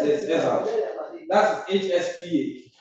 So you submit it to them. Yeah, you submit to them. They will give you recertify. That's it. Okay. It's not state. So it's the internship compulsory. Huh? The internship. The internship is compulsory. Why did they not pay 400 hours? No. It's 2 months. 400 hours, they will not pay. Yeah. Hey. It's too much. Listen. Okay.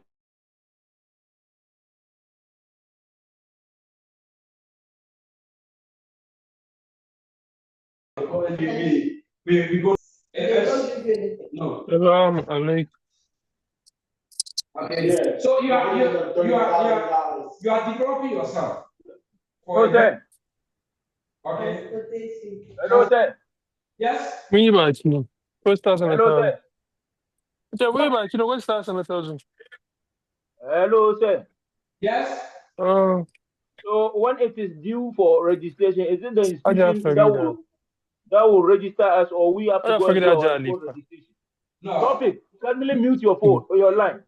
We don't know whether you are ready for the exam or not. So the exam, you have to register yourself.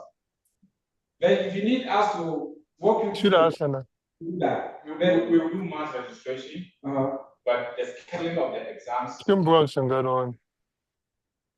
Topic. Kindly mute your line. Oh, okay.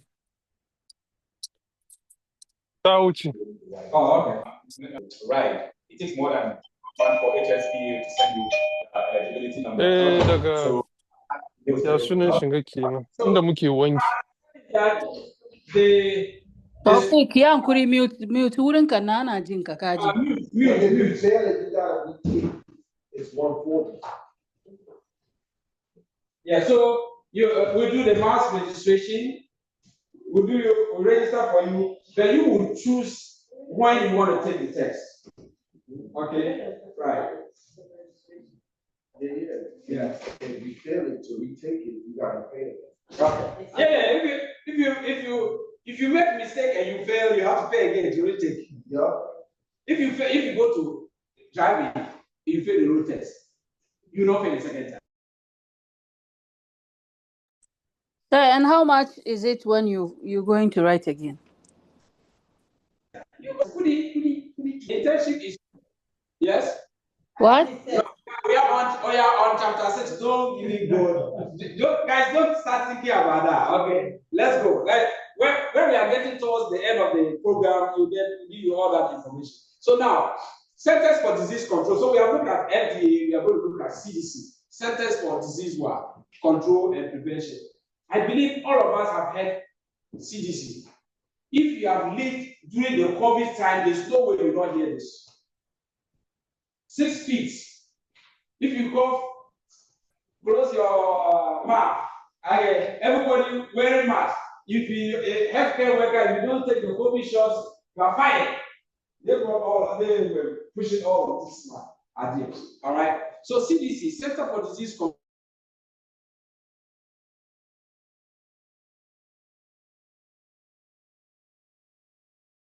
Or organized within the CDC, work operates under the umbrella of Healthcare Human Services. It works to promote health by preventing and controlling diseases, injury, and disability.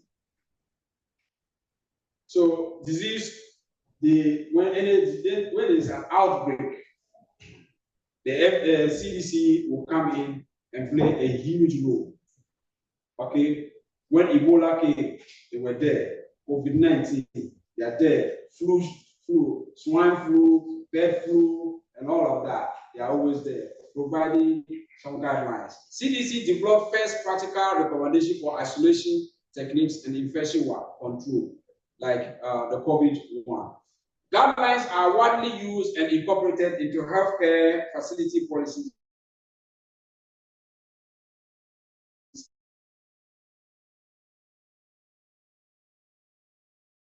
The healthcare facilities or the whole doesn't mean that you get punished.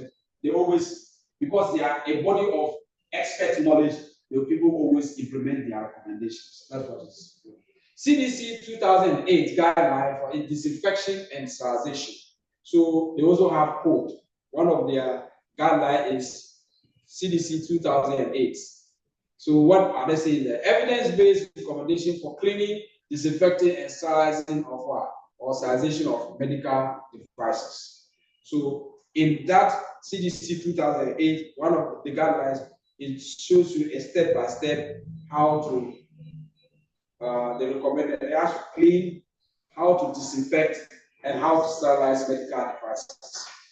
Used by healthcare facilities and CS department to develop standards and procedures. So their recommendations, we adopt them as a department, work with them because it's good, because it's safe for the patient, because the outcome with the patient is going to be what?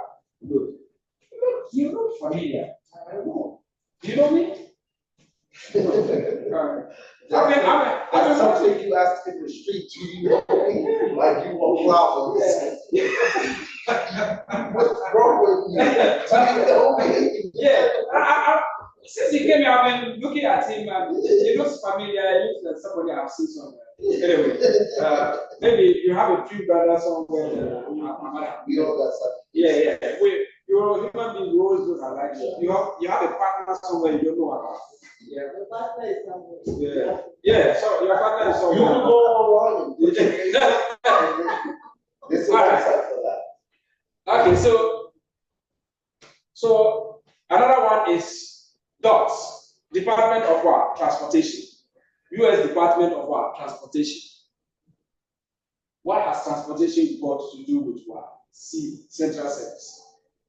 We move medical instruments back and forth, right? So they have guidelines accompanying how instruments are supposed to be transported. Both dirty, clean, or sterilized items.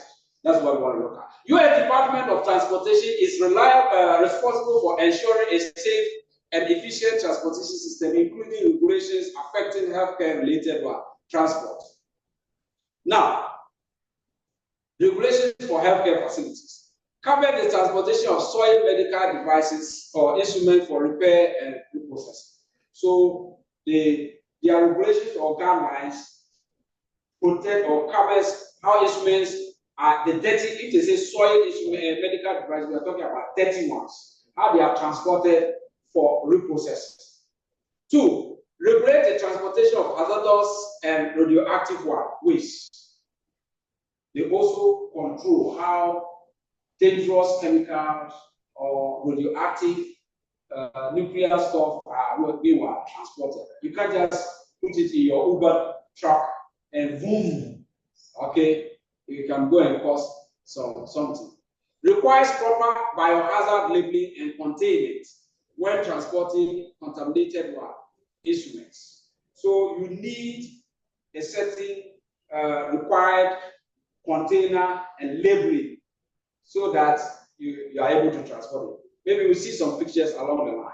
Conduct inspection and issues citations for violations. So yes, if you don't do it well, you can then stop by the cops. If they open the truck and they see that it's a medical device and the car is not designed for it, you don't have certification to transport dirty medical instruments, what is going to happen? You're going to give a ticket. And what that means that the hospital you are working for is only going to be involved, right? Yeah, so you have to get this. Now, when it comes to regulation of transport, it says what? State and local regulations may be more restrictive than federal laws. And the most stringent regulation must be followed. So any law that the state has is counterpart to that of the federal. The state one is more strict. The state law is more strict because the state is seen like an independent on this one. The federal government does not have too much to say unless you travel out of states, and that is where maybe the federal something comes in. But when there's a law in New York versus a state or federal law, when it comes to application, the state law fights more than the federal law. Know that for a fact. Okay? Let's go. This is a truck, soil instrument secured for transport to another facility for reprocessing. So if this is a truck that is designed to carry medical devices or medical instruments which are dirty. There's a cut all the way to the wall inside. Can you see it? Yeah. I can't zoom. Unfortunately, I can't zoom it. But if you look at it, you can see that it's a cut. Now, I'm not sure. It is. The screen is stuck. You can go ahead and press it. I go like a phone, like this. Oh, okay. Let me see. No, it's not touching. Right. So you see a certain line It looks like there's a line, right? A black line, black line. You see that black line? It's how do you call it?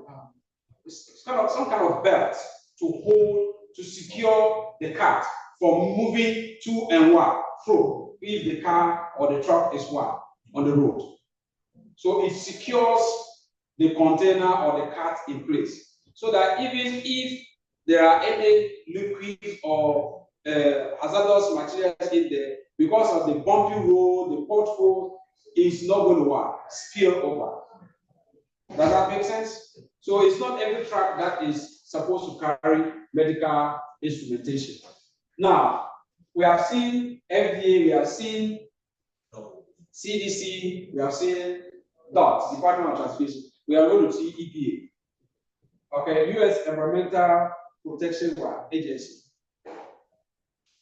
Created in 1970 by Congress. So the body was formed by Congress. But do you know that our president is fighting to dismantle that EPA? Our president. The current president. The current president. No. Are you in the United States? I am. It's our president. I am the president. I love this guy. Yeah. So I didn't vote for him either. He's my president. If they ask me who's the president of the United States, who's the president? My president. No, mine is personal. All right. That's your camera.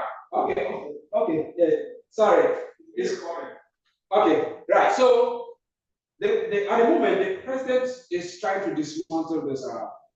Say it's one of the wasteful agencies. I don't think so. What do? They regulate human health and the environment. We are part of the ecosystem, right? And the environment needs to be safe for all of us to live in. But this is the case, an agency that is supposed to be there to regulate, to make sure that the environment is safe for all of us to live in. Somebody saying that it's a wasteful agency. What are their key responsibilities? Minimizing greenhouse gases and toxic emissions. Have you heard of cutting down the emissions from like California laws, reducing the emissions from the cars, because it all pollutes the environment. But it doesn't need to say anything about science. Okay. Regulating reuse of solid waste. Yes, sometimes you pass some areas, you have to hold your nose for a couple of minutes before you can breathe good air, all of that. Controlling indoor air pollution. Sometimes if you are able to tell you the air quality. And you remember some time ago there was some burning from Canada and the whole New York State was smoky. Yeah, all right. Developing and enforcing pesticide regulations, right? Remember some time ago they hired somebody to be in charge of rodent czar when the current mayor, right? He hired somebody to kill all the rodents in the subway, to arrest them. They were going to pay the person good money. I wish I had that expertise. I applied for that job. Okay, I didn't have it. So they regulate the pesticide that is used on this one. Then important acts administered by EPA, Federal Insecticide, Fungicide, and Rodenticide Acts, FIFRA. So Federal Insecticide. The first F is Federal, the I is insecticide, the F is fungicide, the R is rodenticide, and then the A is the act. So the law, FIFRA, is the law that has to do with insect, fungicide, and rodenticide. All right. So you can see the FIFRA details in there. We have 1990 Clean Air Act amendments. So they also made some inputs in there. What are greenhouse gases? Is there any of the gases that absorb solar radiation are responsible for the greenhouse effect, including carbon monoxide, methane, ozone, and fluorocarbons? These are all science technologies. methane, carbon dioxide, ozone, and fluorocarbons. I'm not a chemist. I don't know some of them, their meanings. But I know carbon dioxide, we breathe out carbon dioxide, right? And then the plants take in the carbon dioxide and then they give out the oxygen. You see why we all need each other?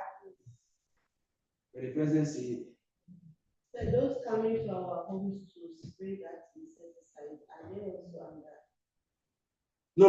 They are not under EPA, but they follow the EPA regulations. Okay, yeah. So if you buy any roaches, DC, those spray that we used to kill roaches in our home, you see the EPA recommendation or this is on the box or something. Okay, yeah, very important. Let's go. The EPA, they are supposed to come to decontent because the air pressure there is negative. They know already. They know already that the air pressure in decontent is negative. It is supposed to be negative to make sure that it does not pollute the whole hospital.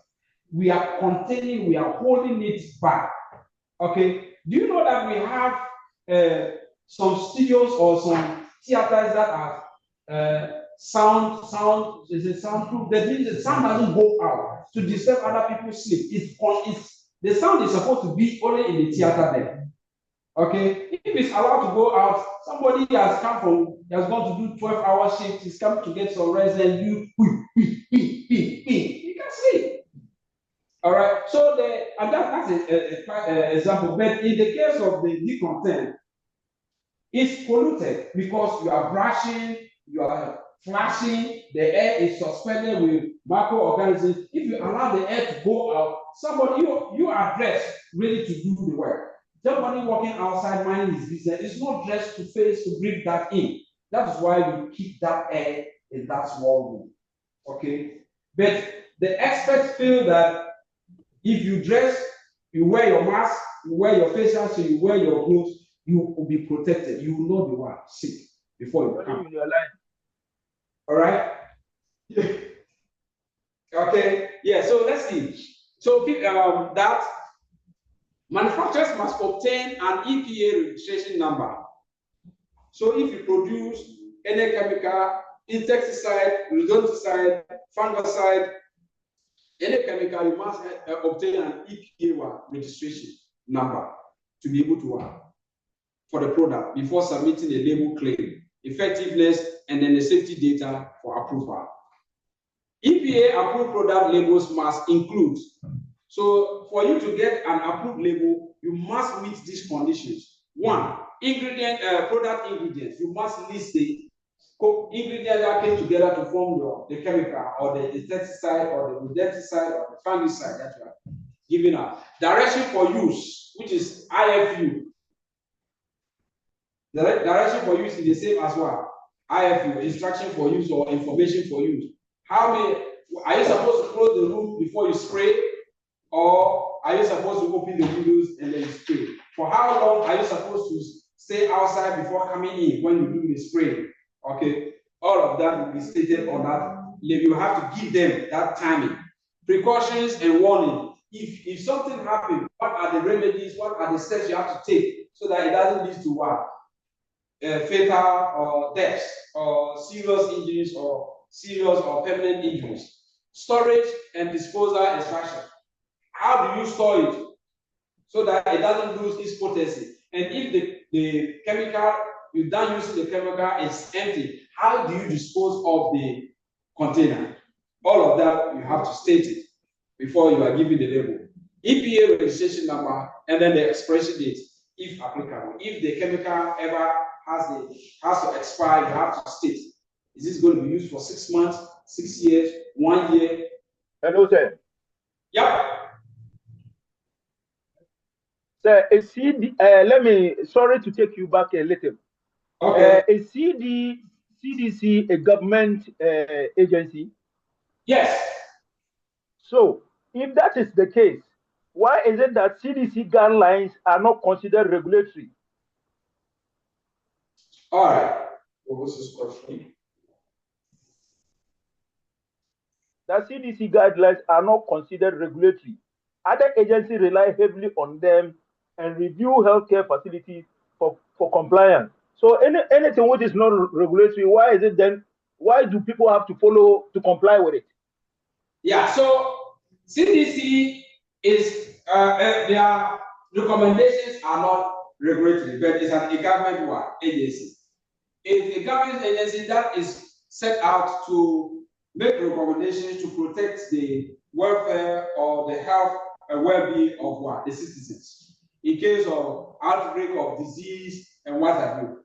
The people who work in CDC are experts in their fields. Okay, their recommendations is an advice that you either take or you leave. Again, you leave it. Okay. Now, was it? It was when COVID came, for example, they told us to wear masks. Was everybody wearing masks? No. Some people wore masks. The president at that time, did he wear masks? No. Anybody who wore masks, he was laughing at the person, he mocking at the person, right? Eventually, he got the COVID. The president got the COVID. President Trump, in his first 4 years, he got the COVID, right? But if the recommendation of CDC, Dr. Fauci and co, what they were saying was not a law, but it was advice. Advice that was what? Good. Okay? Yeah. So their recommendations is supposed to be advice, it's not binding on us. All right, but it's a federal agency. Okay. Have I answered your question? Yeah. All right. So you need to give this information to be able to get a EPA number. Occupational Safety and Health Administration. I don't know whether I need to go through this. We saw this yesterday. They make sure you don't have, there's no anything that at the workplace that will cause injury. They have guidelines that you have to follow to if you are exposed to blood exposure, okay, blood-borne pathogens, standard guidelines for use of ethylene oxide sterilization. You will see this sterilization type along the line in one of the chapters. Ethylene oxide sterilization is a type of sterilization that has to do with most of the cancer hospitals. The smell is very, very bad, okay, and then it's dangerous. When there's exposure in higher concentration, we can get sick. So you have to wear, there's an alarm that will go off. Once the alarm goes off, you gotta run away. It means the concentration is high. It's not safe for you to stay where you are. So they have set up alarms so that if there's a high concentration of the oxide in the atmosphere, that alarm will go off, and then you have to walk out. You have to come back and shut it down before you can come back in. So they make regulations for that to make sure that people get sick. General Duty Clause of Occupational Safety and Administration Act. They inspect places, hospitals, to make sure that there are no anything that will cause people harm. And if they find it, they cite the hospital. Say, take this thing out. If they come, let's say this is dangling, swinging up, back and forth, they say, take this thing out or secure it. They'll go away 6 months, they'll come back. And now, if the car is still working, dangling like that, they'll penalize you, they'll give you a fine. If you go, they fine you, you pay. If you have money, you pay. You have not done anything, you go away, they come back, and then the problem is still there, then you're asking for too much. Okay. So the penalties can range from $1,000 to $70,000. That's your one. That would be your 1 year salary. Do we need to let those amount of the penalties and the year the department order down regulation? We need to learn it. We can't do it. Nah. Nobody be asking. That's too much specificity of the information. Yeah. Okay. Yeah. Repeat and failure to abate violation, incur higher one penalty. So if it's 70 and you do 70,000, you don't do it, the next time they come and get it, you might go to 200,000.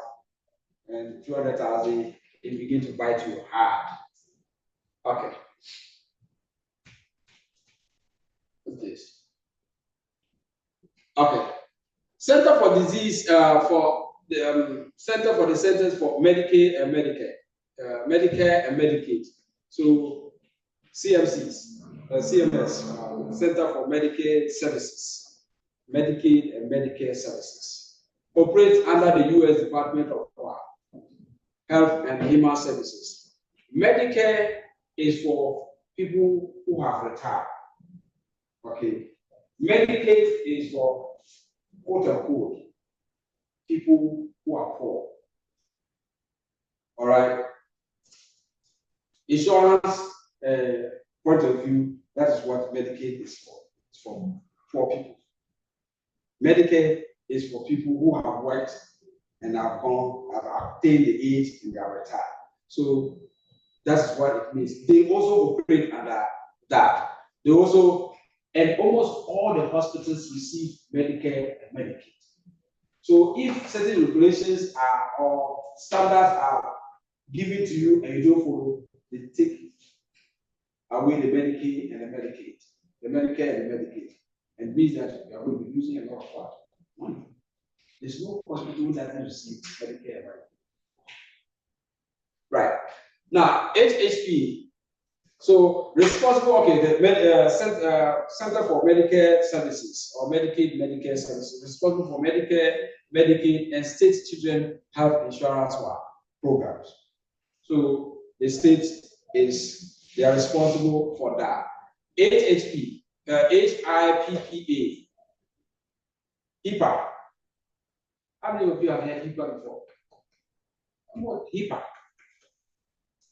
Health Information, health insurance, portability, and what the other A is what? Something Act.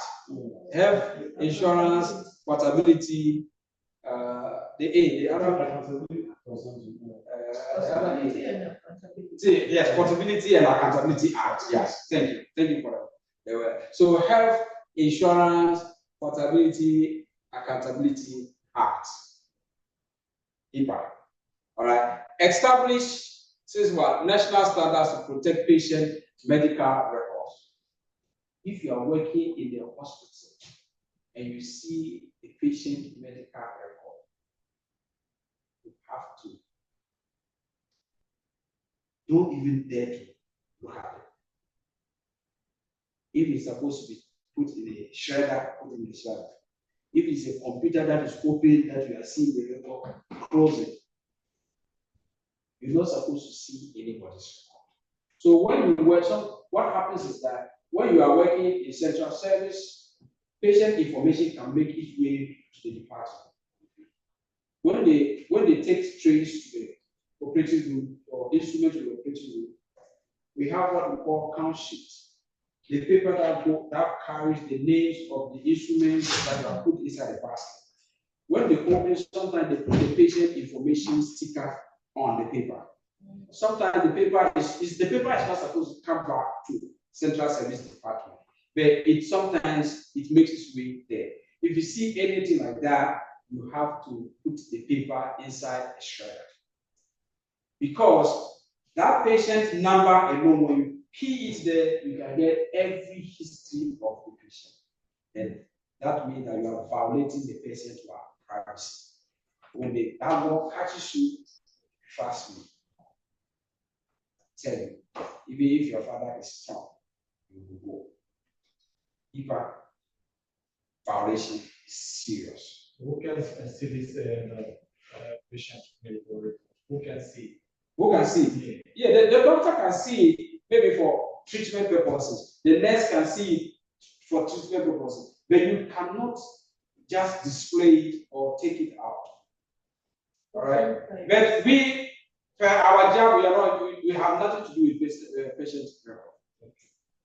Okay? So if it came to our department, it came by us. That's why we have to put it inside the shredder and then we don't have any access to us. Okay, administer standards for healthcare facilities. So they also give some guidelines as to how to handle healthcare or patient information. You cannot open a computer that has patient information down like that, and you can't. That's why when you go and somebody is logged in, you have to log the person out before you log in. You don't say because it's logged in, oh, I can just watch free motor. No. Free. Sometimes when something is free, it can end up being expensive. You'll be watching. Somebody is going to be watching you, and then go and report. And maybe maybe you don't know that there's even a camera somewhere watching you when you're watching. All right. So please be mindful of what you do. CMS survey. So Center for Medicare Services survey. They conduct both announced and unannounced surveys. They can come to your hospital and check your how you are billing the patients and what have you. Are you abusing the system? Have you been hearing doctors being arrested because they are overbilling Medicare and Medicaid? You know, and sometimes even patients go and. Hello, I have a question. All right, you just killed my spirit. All right, go ahead. Yeah, my question is when you are working maybe in the decontamination and there's instrument that is brought from the OR, and the instrument that was used on someone who is HIV positive. So when the instrument is brought into the decontamination, do they let you know that this is maybe instrument that was used on our HIV positive? So you have to be very cautious on when handling it, or they don't tell you anything about it. I'll tell you, if that is a HIPAA violation, that is HIPAA dead. But that is why we advise that you treat every instrument as well. Infectious. That's why we say, that's what we call standard precaution. You apply standard precaution to it. You treat every instrument that you see, whether it's gonorrhea, is syphilis, it is HIV, the same treatment. There's no preferential. But with this one, there's no patient information on it. It's just that telling, letting us know that this is something that is HIV positive, so you have to handle it properly. They were not supposed to tell you. If you are lucky, the surgical tech who is bringing the trays to the OR, if you are working in a hospital whereby the surgical techs are the one who bring, or the nurses are the one who bring the trays that were used in the OR, sometimes they are able to tell you. They're not supposed to tell you, just for you to be extra cautious. So, this patient has COVID. This patient has is HIV. I get it. Just for you to be aware. That they are not supposed to say it, but sometimes they do.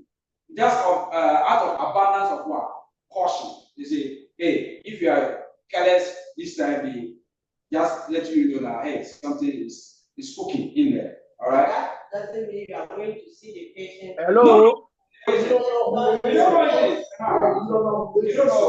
whether they tell you or not, just apply standard precaution. Follow the rules. Hello. Yes.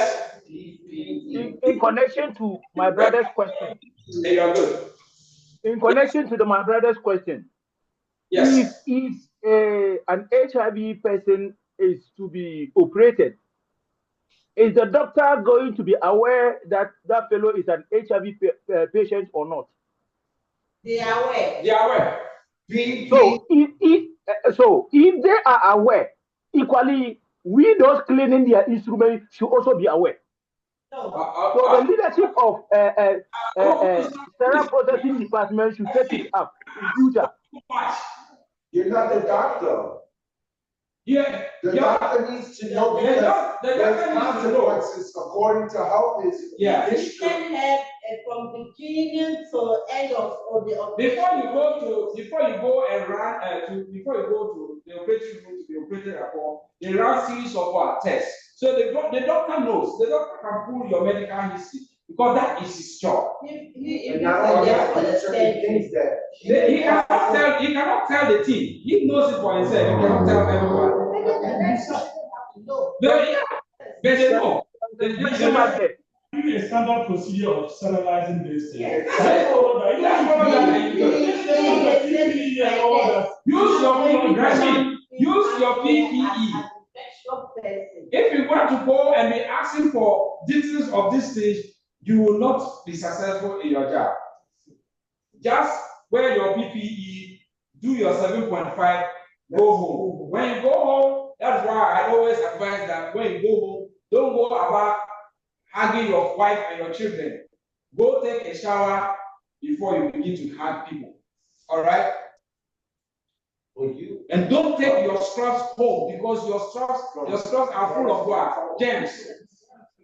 Leave it in the hospital, wear your street clothes, go back home. When you get home, go take a hot shower before you hug your wife or kiss your beautiful daughter or your son. Are they going to taught us? Yeah. No, removing it. Removing it, yeah. We are going to show you. At the place, at the hospital. I remember what I'm thinking of one of my patients. Public. Yeah.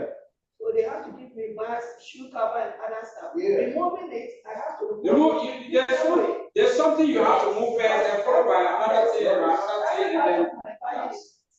So I have to remove it in different ways. Yeah, right. You'll be taught. You'll be taught how to. That's what we call donning and doffing. Yes. Donning and doffing. Okay, so you'll be taught. All right. So yes, consequences of non-compliance, loss of federal funding. Okay. So if you don't comply with Medicaid and Medicaid services, you lose the funding, and no hospital can exist when you lose Medicaid and Medicaid. Because that's their source of what? Money. So if they take it away, you die. You better go and open a 99 cents store. Professional associations. 1. Association for the Advancement of Medical Instrumentation, AMI. Association for the Advancement of Medical Instrumentation, means that they are in charge of what? Instruments. The name tells you, Advancement of Medical Instrumentation. So most of the instruments that we have, most of the manufacturers come together, they fall under this association. Founded in 1967, non-profit voluntary consensus organization. Membership includes healthcare technology professionals. You can get some of you can get so much knowledge that you can begin to advise some of these manufacturers how to design some of these instruments. So don't see yourself as a low-class human being. Okay, you are full of a lot of potential. Committees and workshops. Okay. So research and develop new standard and technical information reports. Revise existing standards and technical information reports. They develop standards for manufacturers. So associations, when they meet, they can advise manufacturers how to design their products. Publications, they also make publications. Okay, functions affect CS.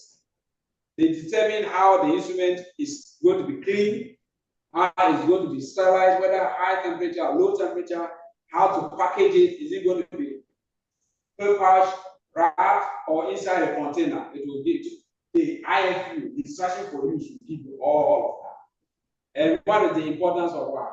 And the importance of what? AMI. All this advice or guidelines they give, it will help to further bring about safety to the patient and ensures what? Good outcomes with surgery that the instruments are used. So another professional organization, all these ones, the standards or their guidelines is not binding, it's an advice. It's best practice. If you do it, you get best results. Or you get. We have to know all this. It will come to the exam. I can't tell whether it will come to the exams, But the FDA, yes, there will definitely be a question on the FDA. Either classification of medical devices or classification of what? Medical requirements. Okay. Class 1, 2, 3, 4. Medical devices, class 1 low, 2 medium, 3 high.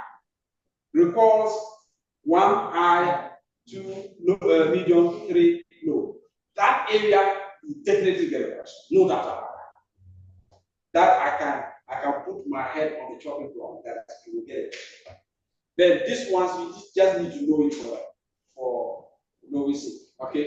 So American National Standard Institute. All right.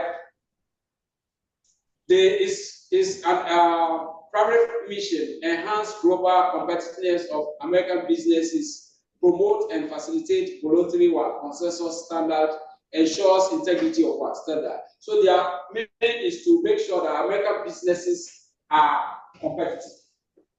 And you notice that most people outside America love American products. If you go to the third world countries, anything made in America is mwah.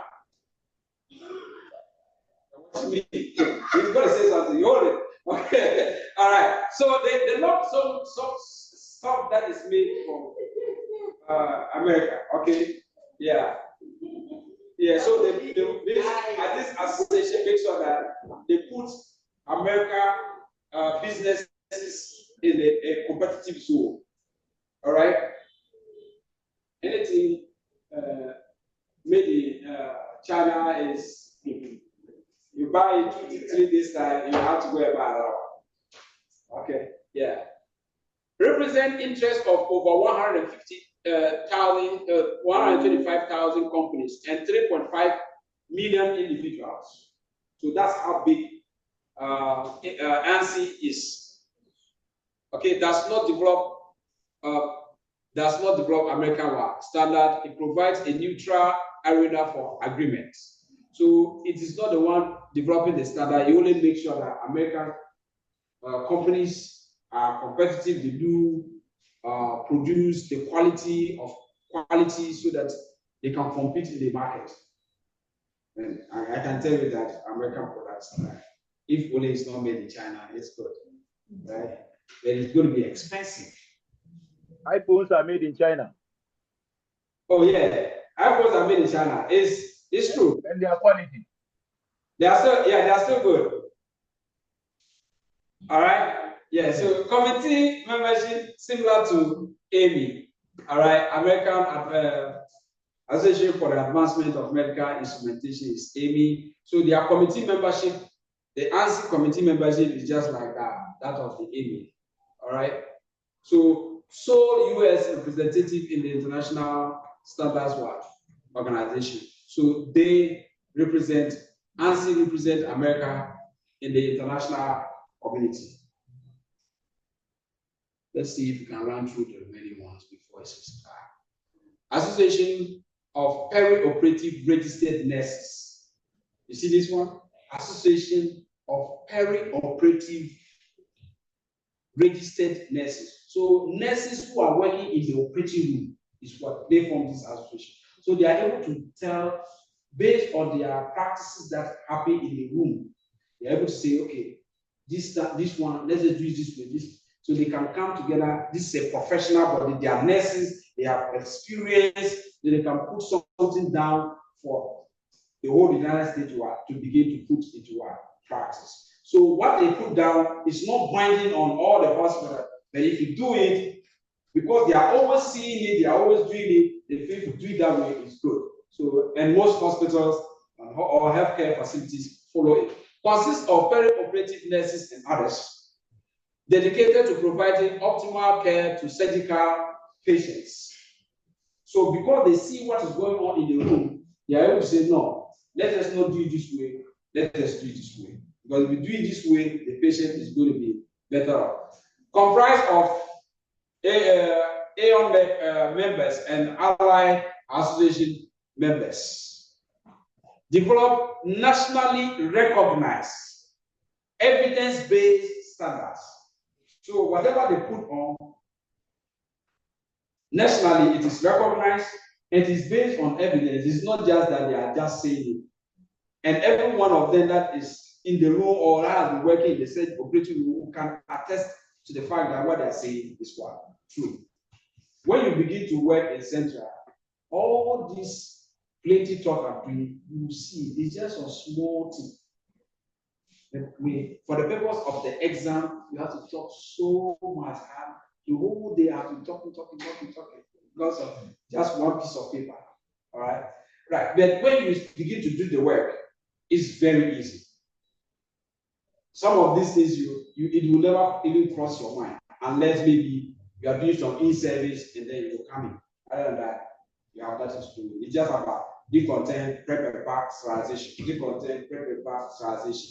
All these plenty information is just for academics, right? Standards and review cycles. Standards repeated every annually, and most standards are 5 years.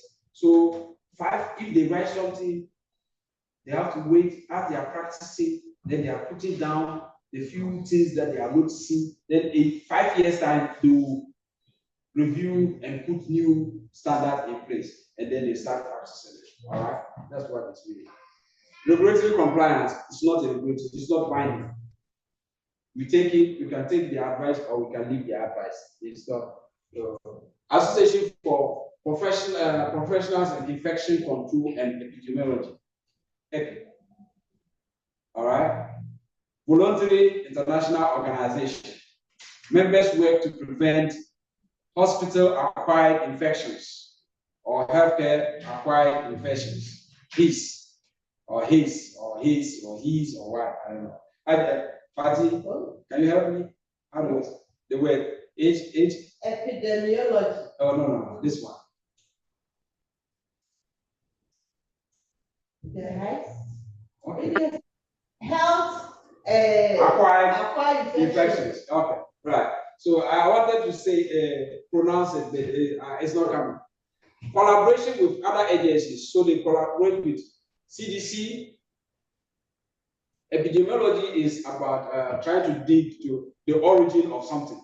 Okay, so the origin of something will always have to do with CDC. We want to see where it came from, how it spread, how it grows. You remember COVID? You say it's coming from coffee. It's coming from when you hug somebody. Oh, they took all our kisses away. Oh man, we couldn't kiss, we couldn't hug. But now we are doing it like nothing happened. COVID is now part of us, right? So examples include bioterrorist readiness plan and guidelines for infection prevention and control in flexible endoscope. So they have some literature on flexible, how to process flexible endoscope. Role of central service technician in this. Interact with infection preventionists during departmental survey. Every 3 years, you have a survey. If you are working in a hospital setting, every 3 years you have survey. People don't want that. When they are coming, everybody is sitting on a time bomb, including myself. All the managers are hot. Because when you come to your department and they ask a worker and is not able to respond, if they provide the correct answer, it means the manager, you didn't teach your staff well. You didn't educate them well. Meanwhile, maybe I said it, maybe this worker or staff or employee forgot. Now it becomes the manager's headache. So when surveys are coming, every hospital is hard because people are cutting corners. Now you have to fix everything within a short period. All right? So we need to be very ready. So we work with these people, make sure that we get everything ready before they come in. The infection preventionist responsibility. They collect, they analyze health data related to healthcare acquired infections and employee health. They take data. How many people came with headache and went home with cancer? How many people came with maybe ear problem, they went home with diarrhea? Okay, So they look at So that. these people and then CDC with Yeah, their works intersect. Yeah, their work intersect. Yeah, it's true. And then accountability for that one. Let's see. International Standard Organization, ISO. Most of the stuff that we buy have an ISO number on them. You always see ISO number on them. International Standards Organization. So it is worldwide. It is not just only America. So non-governmental organization with a network of national standard institutes. So it represents 163 countries. So it's a global thing. Okay. ISO standards provide state-of-the-art specification for products, services, and good practices. Help make the industry more efficient and effective. Anything about standard is to make sure that the thing that we are doing gets what? Better. So it's for good and not for bad. But because we are workers and we have to apply all of this in our work discipline, we think we are being asked for so much. Okay? It's not a legally enforced authority. Adopted by some countries or referred to in legislation. Some countries adopted it, some countries, they have also used their standards to make laws to govern their operations. IOC or IOS standards proposal and certificates. They also issue certificates. They also issue certificates to organizations and the rest. How many more minutes? Let me see for that. Joint Commission. Joint Commission, that's what I said. They come every 3 years. Okay. And when they are coming, they survey the whole hospital from security to food. Every department of food. And they know when the Joint Commission comes, they'll come to your department, they know the department more than you. Don't mess around with them. They are very, very knowledgeable. So if you don't know the answer, they ask you something, you don't know the answer. Tell them you don't know. Don't go and guess. You will get yourself into trouble. Because at the end of the day, the report they are going to submit, they are going to capture your name. So before they ask you, oh, what's your name? Can I see your ID? You show me your ID. Oh, you are Fatih, right? So they write down. So whatever questions they ask you, if you provided wrong answer, it's going to show in the report. The hospital president will know that when they go to Central Service Department, they ask Fatih, what's the air exchange in the content? Fatih is a positive, this of negative. Everybody will know. So if you don't know, say, oh, I don't know, I'll go find out. They will kill you. They will kill you. Yeah. Oh, this one, I don't remember. I'll ask my manager. I say, you're good. You have not lied. Okay? Yeah, so every 3 years, they come. Okay, they can come announce, they can come unannounced. But there's no way they will come there without a hospital big shots knowing. This is not possible. Okay, so but they make us understand they can come to the hospital unannounced. It's made up of independent, non-profit organization or people who have a lot of knowledge of how the hospital administration is supposed to be done. Okay. And when whatever recommendation they make, it can cause the hospital to lose Medicare funding. If they see you are not following standards, see the FDA standard, you're not following a lot of these professional standards, they can shut down the hospital. It can put you under severe pressure.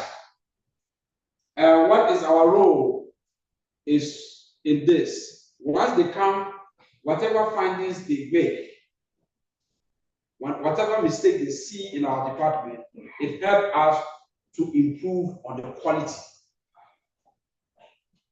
If they say we are not doing things right, what do you expect we are going to do? We are going to make some changes and do it the way they want us to do. And so the next time they come, they will not find us doing the same thing that 3 years ago when they came to the hospital. Fire. 911. So National Fire Protection Association, they also, every hospital has fire alarm places, right? When you hear fire, you go and put the alarm and then they can alert the nearest one, maybe fire station for them to come. All right? Or they have fire extinguishers mounted somewhere. So once you are hired, they will teach you how to use the fire extinguishers, where they are located, so that we have what we call PASS. Pool, PASS. The first one is what? Pool. There's a clip somewhere you pull on the extinguisher. Pull the clip, the P is for pull, the clip. A is what? A. S. Squeeze. And then what? The second S in the part. Spray. So they'll teach you all of this in the workplace. So yeah. So development of codes and what standard uses a consensus for proposals, influence building safety in the US and other countries. So I think, if I'm not mistaken, you can correct me I think almost every building design the fire department knows in this New York. Yes. You know, when they come, they know they can enter, where they can exit. But you are living in the building, sometimes you don't know where those things are, right? They know. Okay, that's what it means here. What is our role? Fire safety standard for buildings.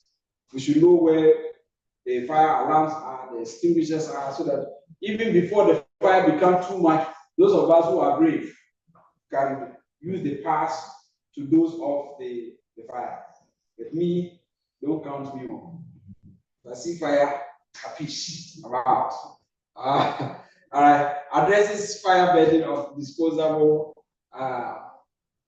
package items. Yes, so some of our colleagues will smoke, right?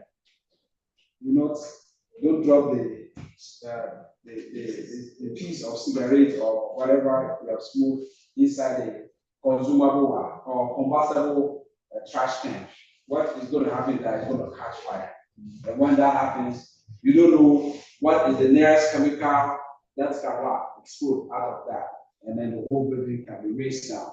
We have to be on the lookout for that. All right. Standards for surgical drapes, gauze sponges, patient drapes, and wrappers. We do a lot of wrapping. A lot.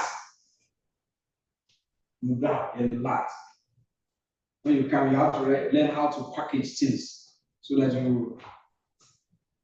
we'll see in one of the chapters, we'll show you how to wrap things. We'll show you envelope way, the envelope way, and then there's another type. Okay, we see that. United States Pharmacopedia, I think there should be a D in there. National Formulary. They are responsible for making sure that medicines are purified, purity of what? Medicines. And the drug substances and dietary supplements. So the dietary supplements, the drugs, purity of what? Medicines is, that is their area. Okay. They also do a lot of writing. They do a lot of literature that we can read. They cover key areas of packaging, labeling, bacteria. What? Now I need your help. Yes, go. Bacteriological. Bacteriological purity. I don't know what that is. Okay. pH, a mineral content. pH, yes, whether it is alkaline or it is.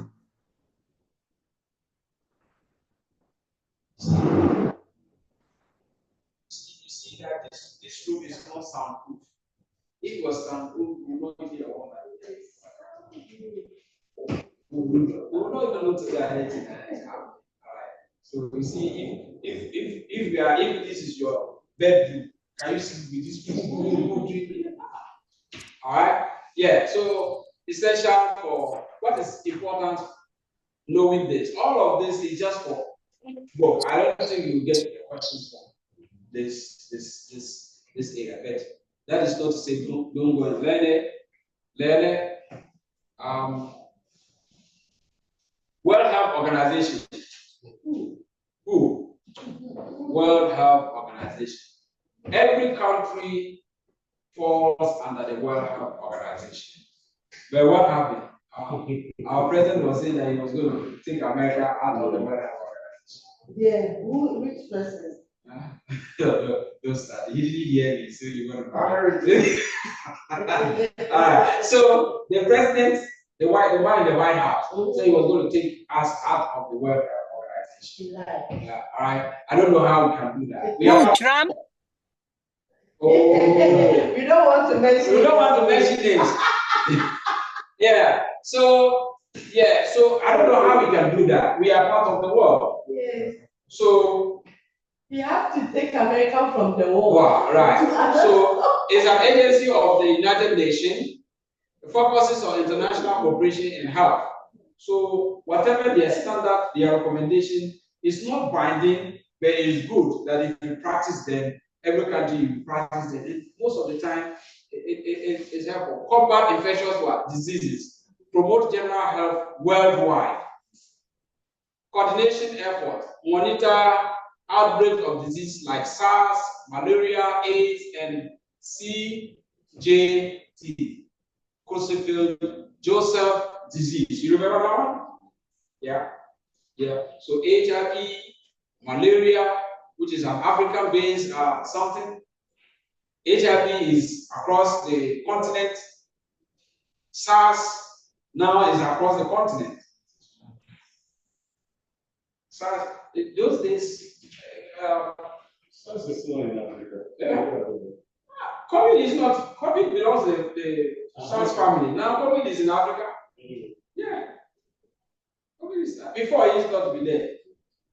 Yeah, but now I can't get this on COVID-19. SARS is now part. But malaria is an African-based one. Okay, mosquito. The mosquito is the one that causes that one. Right. So they do research and then present international papers. Gastroenterology lessons. Gastro. Okay. Everything from the mouth to the large and small intestines. The nurses which work on that. We have some people. We have, if you go to the nurses, we have spine nurses, we have heart nurses, we have general nurses, we have orthopedic nurses. Everybody have where they have knowledge in America. In America, yeah. It's not. We're not talking about the detail worker. The detail worker, the nurse is a nurse. He knows everything. All right. In America, you will have specialty, just like the doctors. All right. First world country. Okay. Yeah, first world countries. Yeah. UK, Germany, America, France, Italy. No, I'm talking about Africa, Honduras, where the resources are. Those are the first. All right. So, publication 2013, they published some guidelines for the use of high-level disinfectant as sterile for reprocessing. Okay, of flexible gastroscope. They use, as for most of the flexible scopes, most of them they use high-level disinfectant because they feel it is. They just go in, examine, have a visual examination and come out. They don't use it for process. It's just for visualization, taking biopsy, and getting out. So that is why most of them they use a high level disinfectant. If it is something that they are going to do treatment or what have you, they have to do it sterilization way. All right. 2012 too, there were standards of infection control in reprocessing of flexible gastrointestinal endoscopes. So because a gastro which goes through intestines, they use most of their attention is on the flexible scopes. Canadian Standard Association.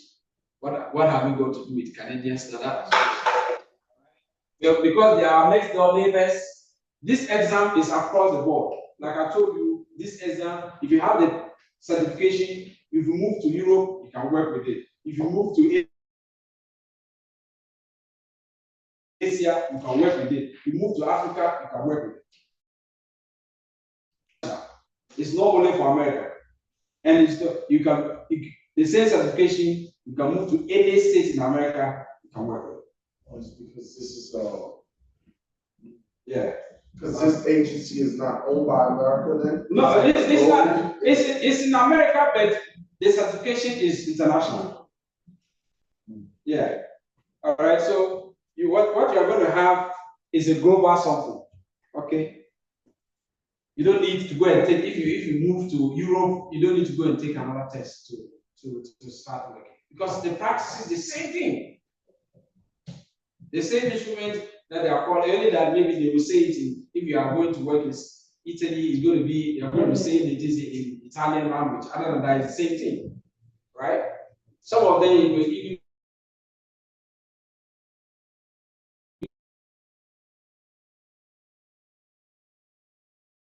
if we're about to finish. Tell the person that we're about to finish. You should take it easy. Okay, the watch it, they should reserve it for you. We are coming. All right. European Committee for Standardization. So you see, Europe to the fact that we are here in America, not America, doesn't mean that we cannot take what is good from Europe to practice. So we also look into this organization or committee that makes some advice that is best practice. Set standards for Europe, similar to AMI in the US. So their AMI counterpart is the European Committee for Standardization in Europe. Countries, 33 member countries adopt same standard exclusively. And the impact on US companies must follow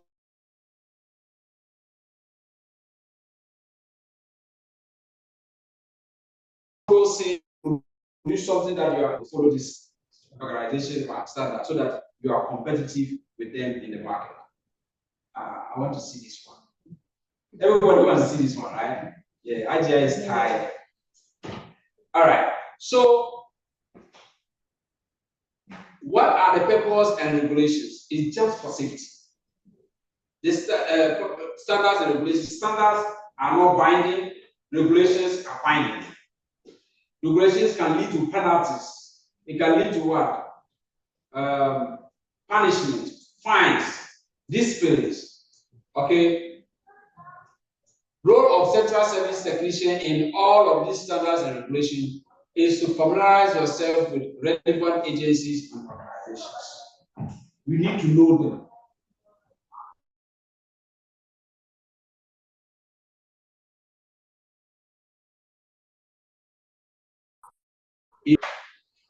And you need to be updated so that you know as time changes and they change their standard, you will not be caught off guard. Benefit of compliance, it creates a safe work environment. So when we follow the standards and regulations, patients' outcome will be great. Your safety is guaranteed. Okay. And then you develop yourself, you become more competent. When you are speaking, you speak with what? Facts. And you speak with the level of confidence. Any question? Any question? I know I'm eating your 40 minutes of your time. Thank you so much. If there are no questions, I already have.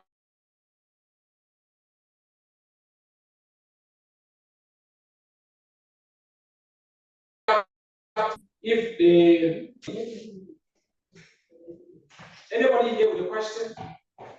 Anything? All right, great. Our online friends. Any question?